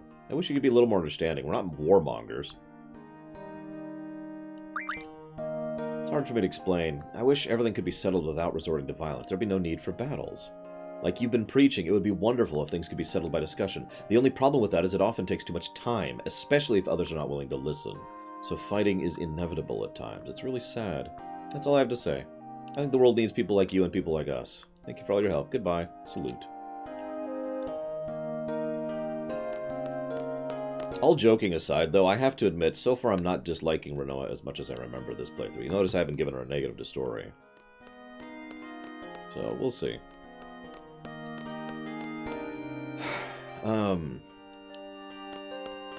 I do think she's a rich, spoiled brat, but, you know, that's well written rather than badly written.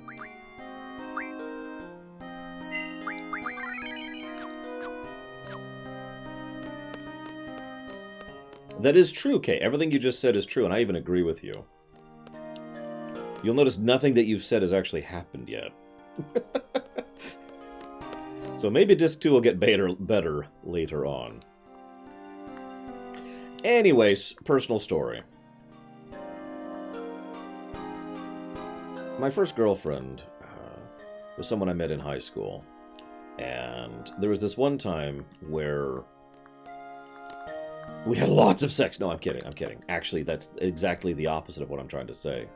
What happened is we went into the... So, I was really involved with drama club, right? Writing, acting, directing, lighting, stage design, all that stuff, right? I did that stuff for tons and tons of my senior year. And so we were back in the director's room. And I was sitting on the couch, and she just sat down next to me. And when I say next to me, I mean actually, like, physically touching me. No, not like that. God, you guys are terrible. What I mean is, she was just sitting next to me, so we were arm to arm. And I have never forgotten what that felt like. Because it was like touching live electricity. You know what I mean? I bet several of you do actually know what I mean by that. It was just like, oh my gosh, you know. And there was just like this fluttery and just, it was light, a little lightheaded and just, you know. And that, I've never forgotten what that felt like. God, it was a long time ago. But I've never forgotten it. And I mention it because that scene we just saw totally reminds me of that. That just sort of, oh, you missed me. Wow, I really wasn't expecting you to say that. And just the butterflies, you know, the lightheadedness.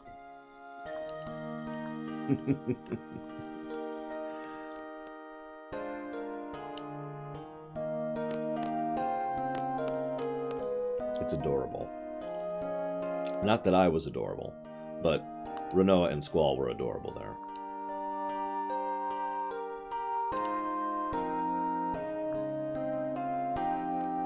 What are your departments, Irving? Guns and women? Citation needed. Eric, I know full well you felt that way with someone I'm not going to name. Don't front.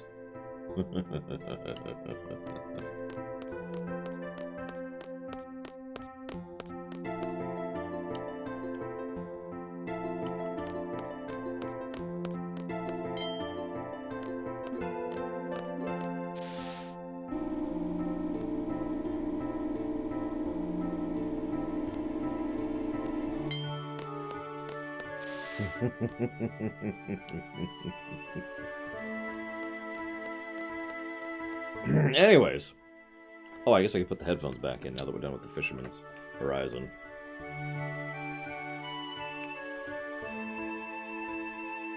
That is true, Damashi. I am secretly a self-help booklet that gained sentience and started talking to people. You gots to look inside yourself. Positate the negative. When life hands you a pie, you make a tall, cool glass of pie-monade. What?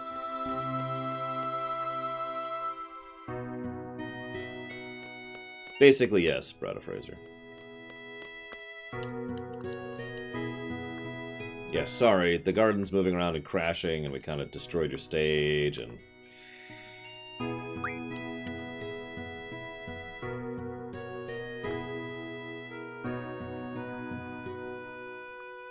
I must look really depressed if Squall is making me do that.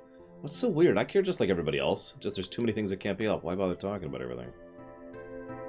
Uh-oh. There you go again in your own little world. You're not going to share anything, huh? Why is she teasing me? I was just trying to help. Well, I think I'm feeling better. Don't worry about me, Qual. Oh yeah, as we call it around the office, P-Nade. So yeah. Alright, here's what I'm going to do. I've been thinking about this for it. I am going to give a story negative. I'm sorry.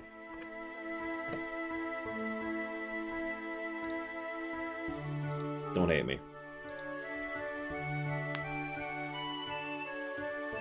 You can hate me if you want to.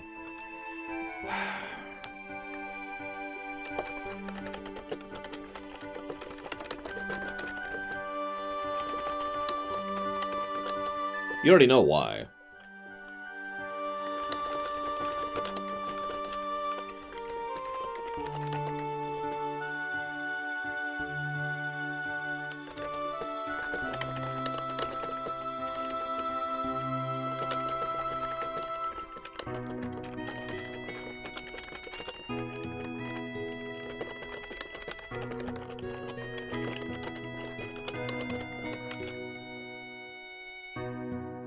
But yeah, you already know why. It's a negative for Disc 2 up to now, basically.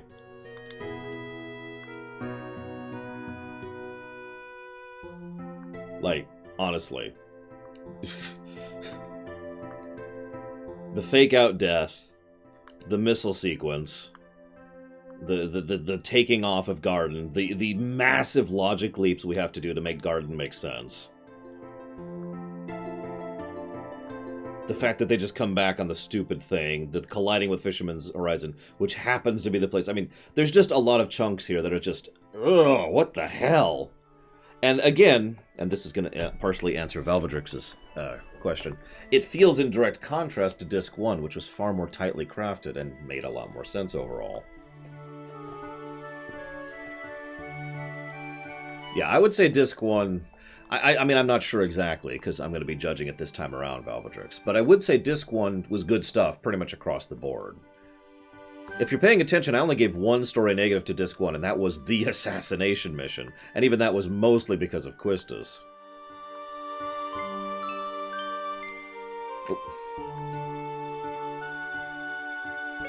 Well, comma, I have moved on to 8 now, period. Just in time for Christmas, exclamation mark. Sorry, comma. That's a joke you probably won't get, period. I am going to be streaming on Christmas, of course, comma. So I hope at least a few people will show up, period. What I want for Christmas, Disco Inferno, is absolute power.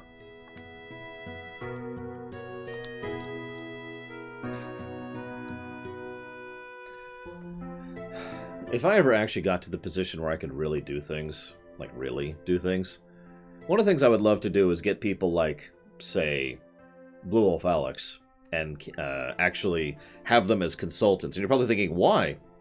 Because one thing I believe very firmly in is people who disagree with me, to help me question myself constantly, to never get stuck in that rut of believing that I'm always right. I don't think power corrupts, Brada Fraser, so... yeah? Humor. Therefore, I am appointing Squall your new leader. From now on, Squall will be leader. He will decide our destination and battle plan. Everyone, please follow his orders. If there's any objections, come see me in person. Now Squall will give a speech! Sorry. I don't actually like yes men. There is something really satisfying about having someone agree with you. But they have to legitimately agree with you for it to work. And yeah, Sid is just... what the hell, Sid? He forces this onto you. Now, you could argue this is good for Squall's overall development, and that's a fair point. Squall does, you know, need to become a leader, and that is part of his character arc. But Sid is a terrible leader. There's a difference between giving someone a push and shoving them into the volcano, to stretch the metaphor. Squall is amazingly unready for this.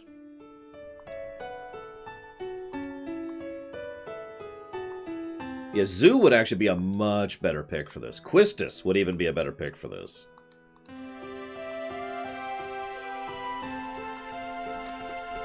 Now, I know what you're thinking. Lore, how would you change it? So, to go back to the remake idea, I would make it so that we're not literally just shoved in charge.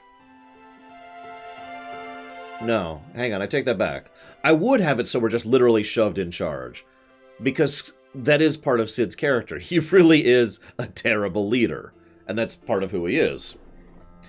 But what I would instead have is Squall being like, ugh! And then I would have people reach out to help him. Especially for the first bit here, right? So Quistis would reach out to him. Kakawaki, or whatever her name is, the doctor, would reach out to help him out. Zoo would reach out to help him out. And they would basically be there to kind of help give him a little bit of a buffer zone and help him ease into being the leader. So that by the end of Disc 2, which is when we have the Galbadian fight, which is when he first actually shows himself as a leader, he has the self-confidence and experience enough to actually do it, right?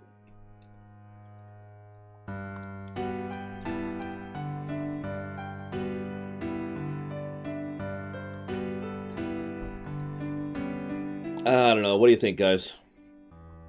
How should we do this?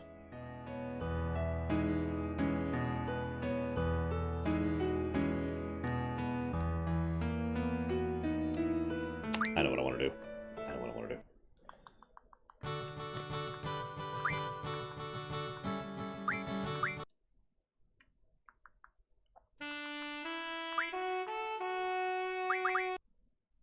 I enjoy making it sound good too, but I can't remember the last time I've deliberately screwed it up.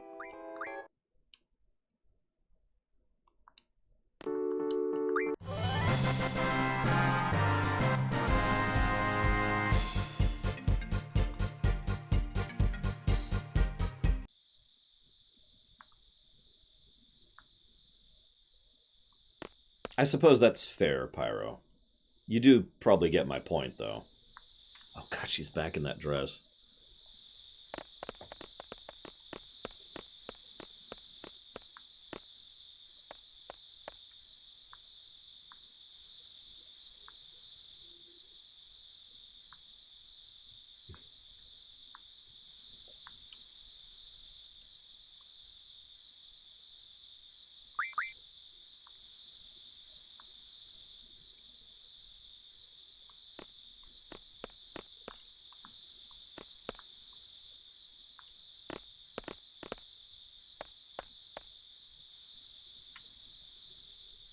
I found this place. It's perfect for you guys. It's by the stage. You can't miss it. I left an old magazine there. You can thank me later. This guy are sick.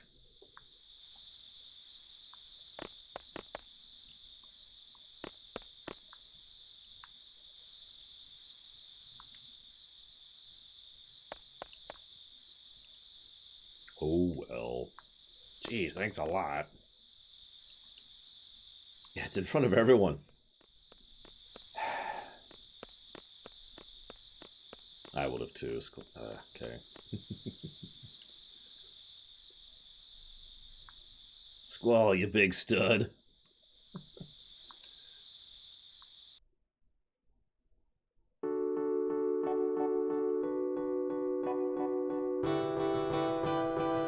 Oh, God.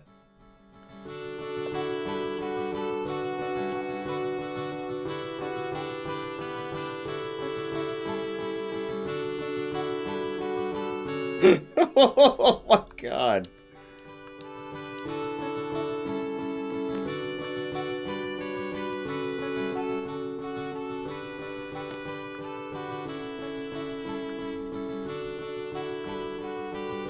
Of course, it's a Playboy. Or Penthouse, or I don't know any others. Maxim, I guess? Things are getting really tough, huh? Well, I'm sure there'll be a lot of difficult things, but we're talking about that and saying how you'd probably try to handle everything on your own. I know you too well. I do too, though I haven't been around you all that long. You know, you start thinking, you start to frown just like this. As usually I see the quote-unquote best reaction. I'm actually curious what the reaction's going to be this time. Oh, come on, I'm sorry. You can't handle everything on your own, Squall! Cool effect, by the way, to emulate the mirroring. I want you to talk to us more, that's all. You need to trust us and rely on us a little more. Nothing lasts in this world, even stars die.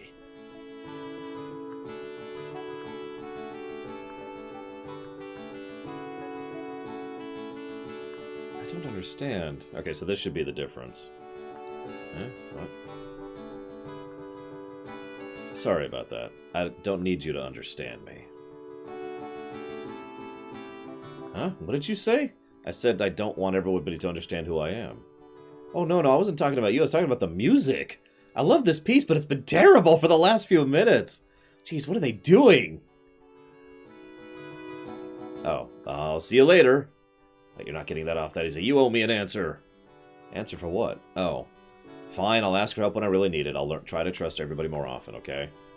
What is your problem? Why do you have to be like that? Are you mad or something? Tell me you are, because this can't really be you.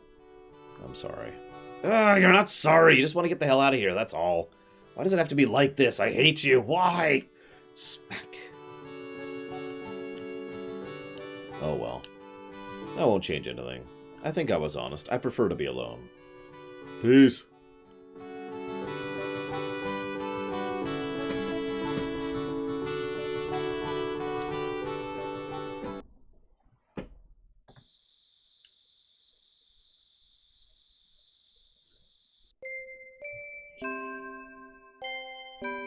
That's true, I am not a good composer. My music is crap. Hey, Lord Atlantean. Merry Christmas. Eve.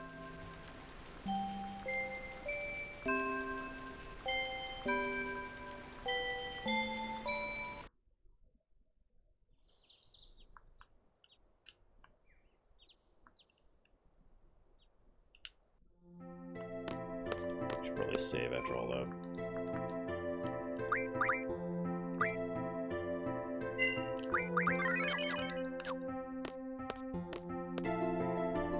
Yeah, honestly, another thing I would have done... I mean, that is how real-life romance tends to work sometimes. I shouldn't call that romance. That's how couplings tend to work in real life. Marriage? Anyways, in the remake version, in the lore version of FF8, one of the things I would also do is I would have there be little tidbits here and there, basically showing that they're starting to forget events from, like, a certain time previous to now. So basically, like, right about now-ish, they'd start forgetting details and events of the beginning of the game. And it would start off kind of, you know, quiet, obviously. You know, just a few things like, huh? I've never been to Dalit, you know, just a little something like that. And they would kind of escalate a little bit more, because one of my biggest complaints with the basketball scene is the total lack of lead-up.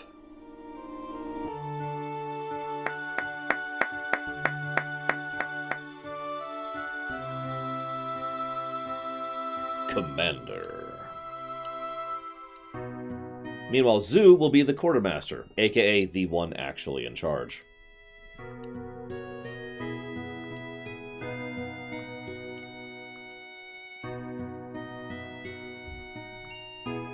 Remember him? He's the guy who graduated with us. They do actually finally give him a name. So, nice little connecting continuity point there. So, we finally have our first airship, full realsies. And we have to go save Balam. Apology accepted, Captain Nida. Oh, here it is. Here's the funny part. Sorry, I actually messed it up. It's this scene, not the previous one. Gardner will be leaving FH shortly. Please prepare for departure. I will now hand the mic over to our leader, Squall. A speech? Forget it. Cut the mic!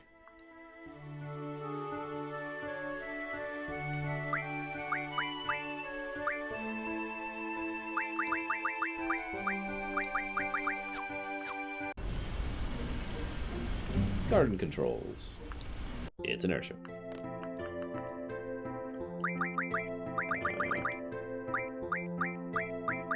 Of course.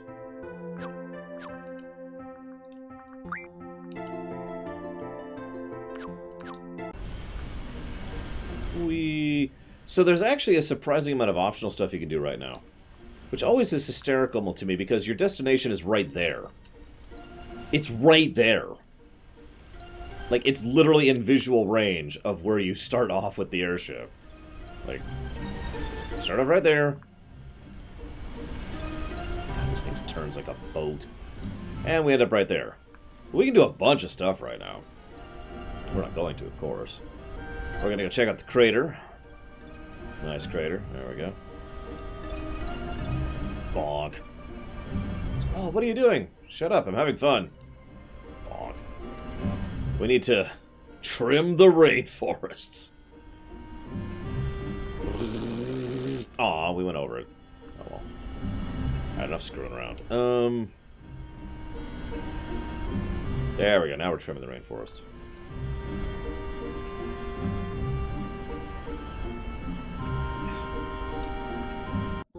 No, God dang it.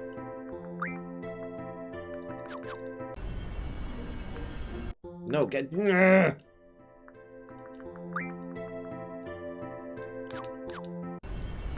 off the thing. I swear there's a way to disembark without going through the thing. There we go. Apparently I just was in a bad spot. I was hitting the button. Let's go ahead and do Balam. Shall we? The hell? What's going on here? We were forced out days ago. Our daughter's at home, but there's nothing we can do. With all these soldiers, you have to stop and wonder whether Galbadia fell to the hands of the sorceress.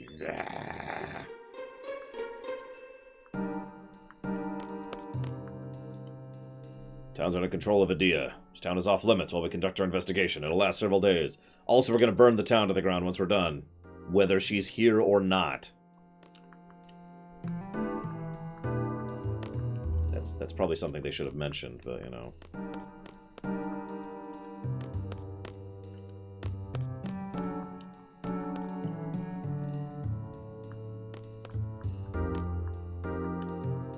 There we go.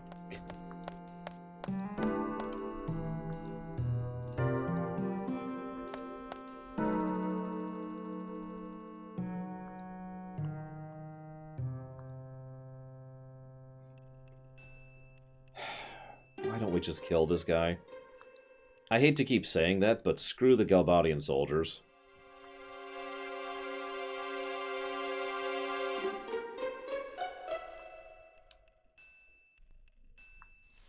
See, what you need to do is you need to remind me, like, before I even get to it. So we need to go find the commander. So you remember I mentioned that purge? I just did this! That purge idea earlier? Another way to lean itself towards the purge idea is the fact that Raijin and Fujin are given commanding operating posts within the Galbadian military. I want you to really think about that for a second.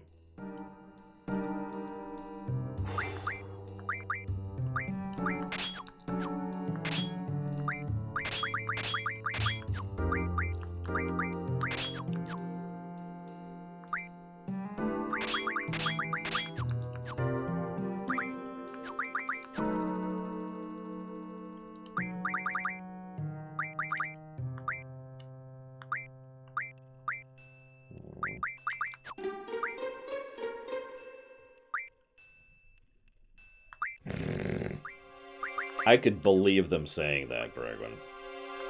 Merry Christmas, Hathel. I do hope you enjoy.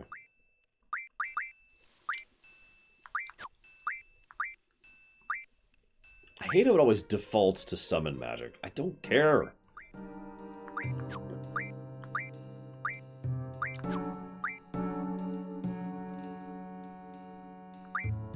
Yeah, Cypher is literally Supreme Commander of Galbadia, which is... I mean, whether you like Cypher or not, he probably should not be Supreme Commander of a military.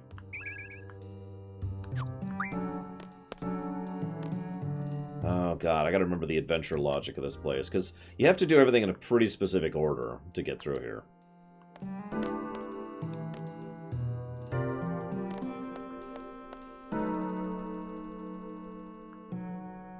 It's all in my brains. We just said we had an info and a loan. Piece of cake. What a relief. I thought you might have beaten up the guards. The soldiers have threatened that the sorceress will burn the town to the ground should there be any disturbance. Spoilers! They're going to burn it to the ground anyways. Unless we kick them out, of course.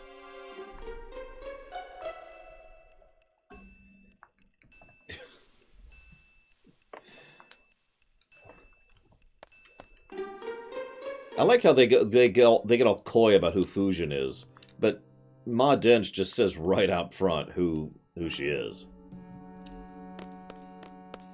That's true, it is a hometown.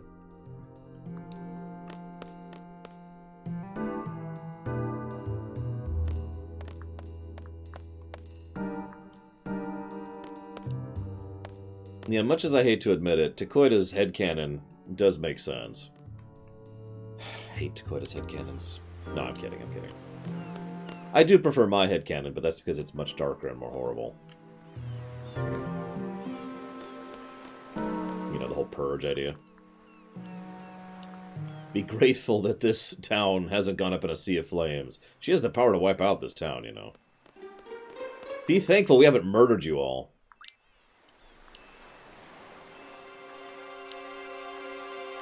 This is why I just want to kill these people.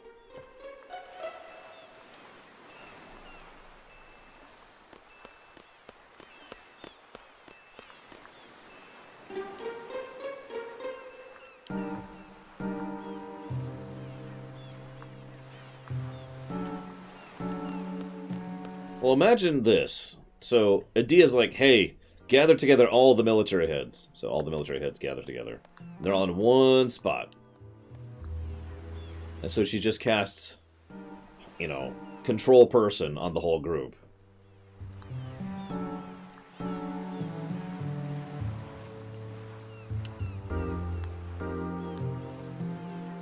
These guys are kind of suspicious, huh? Yeah, totally. Ahem. Have some respect for the captain. The captain's currently on patrol. Captain will be sure to reward you. He'll take full responsibility. In case you missed that, these soldiers don't want to disturb the commander unless they're sure, because they're too afraid of losing getting their pay docked if they make the wrong call. So they insist you go get the captain, which will then make it so that he takes responsibility and not them. And that is basically the type of army Galbadia is, so... I kind of wonder how it functions at all. How do they get their money?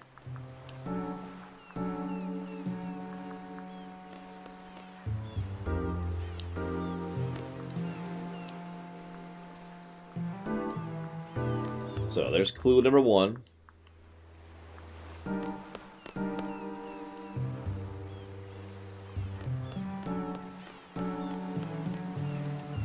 That would explain why Fusion and Raijin aren't affected. And considering that the sorceresses basically use, you know, reality-altering magic, the idea of them having rules magic isn't exactly out of bounds. Man came in, he cooked some fish. The whole room is filled with this strange odor.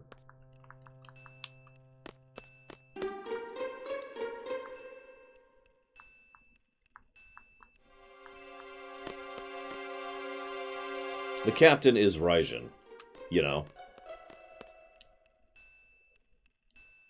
Yes, Lord Haramont, that is absolutely correct. Rules magic, okay, so... Fireball! That's not rules magic. Anybody who blinks twice in 3 seconds takes 10 damage. That's rules magic. Make sense? Thought it smelled funny. Captain, how could you do this to us? Look at me. An important-looking Galbadian man came and offered these soldiers some fish.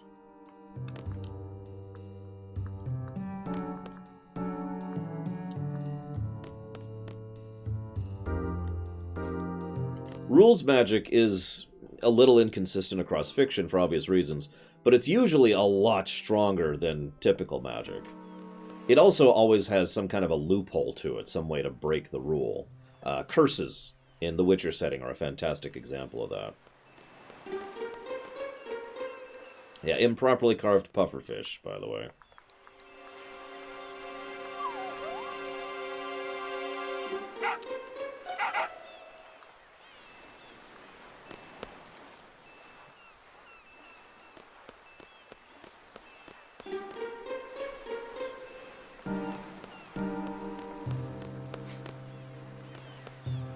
Yeah, in D&D there's a spell called Immunity to Arrows.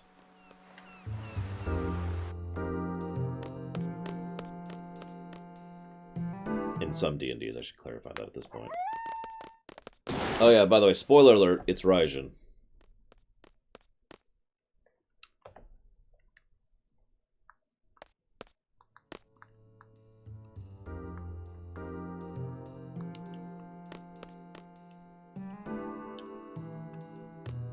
See, now would be a good time to remind me, Kay.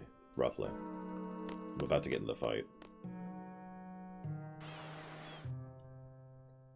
Stand back. This could be dangerous. The commander's about to kick Raijin out the door. In the shin. I was just patrolling like you told me. I even woke up that search dog sleeping on the job, you know. You guys help me out here. We gotta calm Fujin down, you know. What are you guys doing here? Hey, look, he's not ending every sentence with, you know. I love that, by the way. We're here to liberate Balam, but... I mean, we're here to liberate Balam. I love you, Zell. Cypher told us to give you a whooping if we saw you, you know. Okay.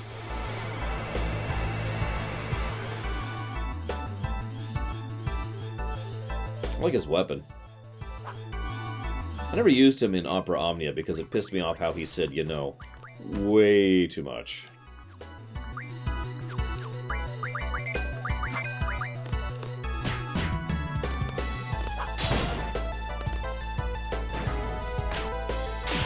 Like, there was one sequence in Opera Omnia where he literally ended every single sentence with, you know. You know.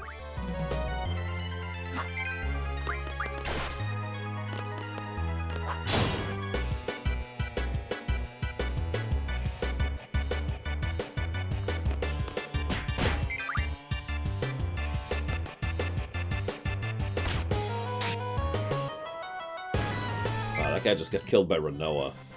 That's gotta hurt. Believe it, Starscream.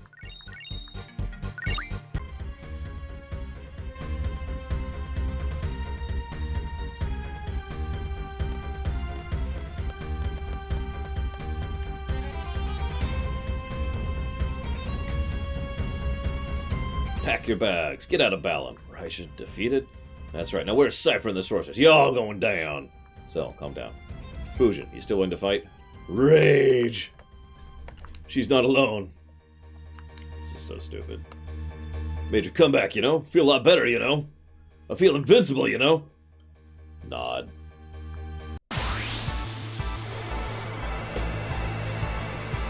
Gotta have the nod.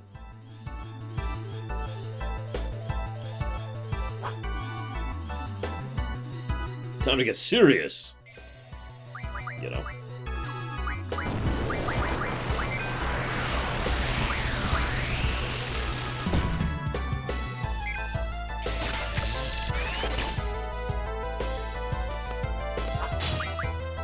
Oh god, max time.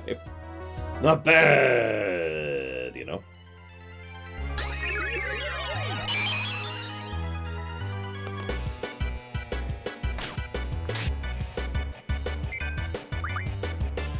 I do appreciate the alert, Kay. Die! You know.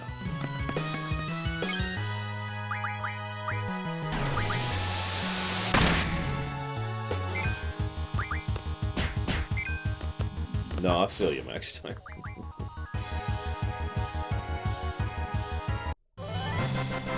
Really, Kay? That's hysterical.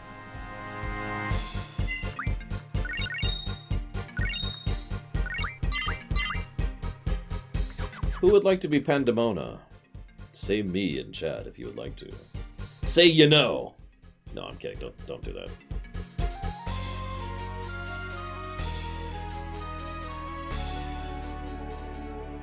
Well, Lord Atlantean did say you know. Whoop.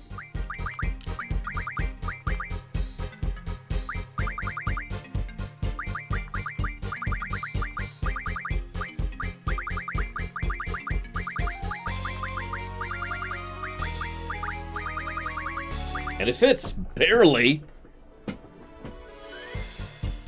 Hello, you Yevon. Wait a minute. I don't know if I want you around here, man. I'm kidding. What's up? Welcome to my stream.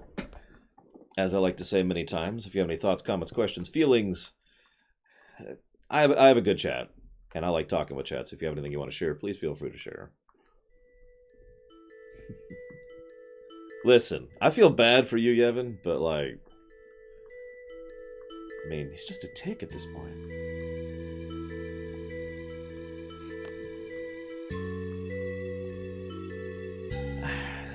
This has always personally irritated me. We'll be loyal to our friend, even though we don't agree with him, and we don't like him, and he's kind of being evil and ordering us to burn civilian cities. But you know what? We're totally gonna have his back, because we're his posse, we're his comrades. I know that's a thing. I know it's not exclusive to this. It still irritates me every time I see it. Probably the worst example of that was actually Fire Emblem Fates. God. Xander. He's the only character name I remember in Fire Emblem Fates, and it's because of that.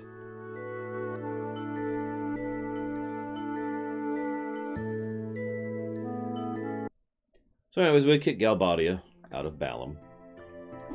And now we go to Trabia for the scene.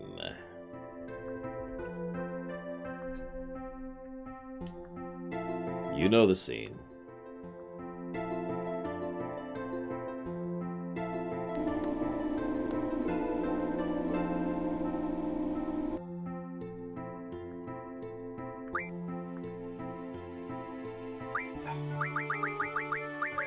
Actually, I should probably bring selfie for this one.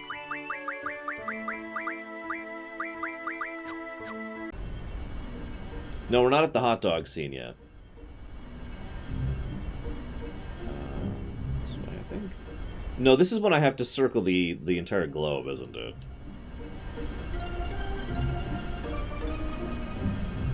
Merry Christmas, Nymph.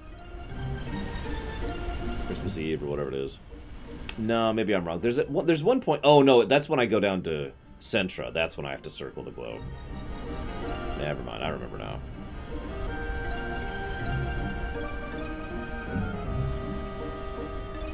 Pretty sure it's right around this corner. And I am correct. Yay, memory. My memory's fine.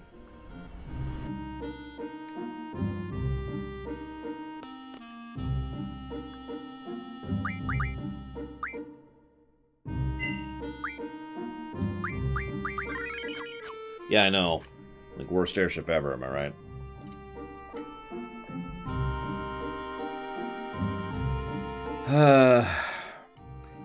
What do you think? Should we do it now and then cut off, or should we cut off and then do it as soon as we come back? What do you think, guys?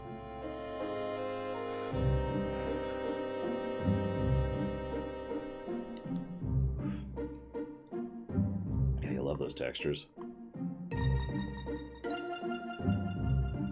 I was leaning towards cutting now, and then beginning the stream with "Remember me." I think I will. So first of all, thank you very much, Nymph. Very much obliged and appreciate the sub, as always. If you happen to know where you'd like to put that, as always, let me know. And then I will put it towards something. It'll be awesome. But yeah, I think I will go ahead. I think I will go ahead and chop off now.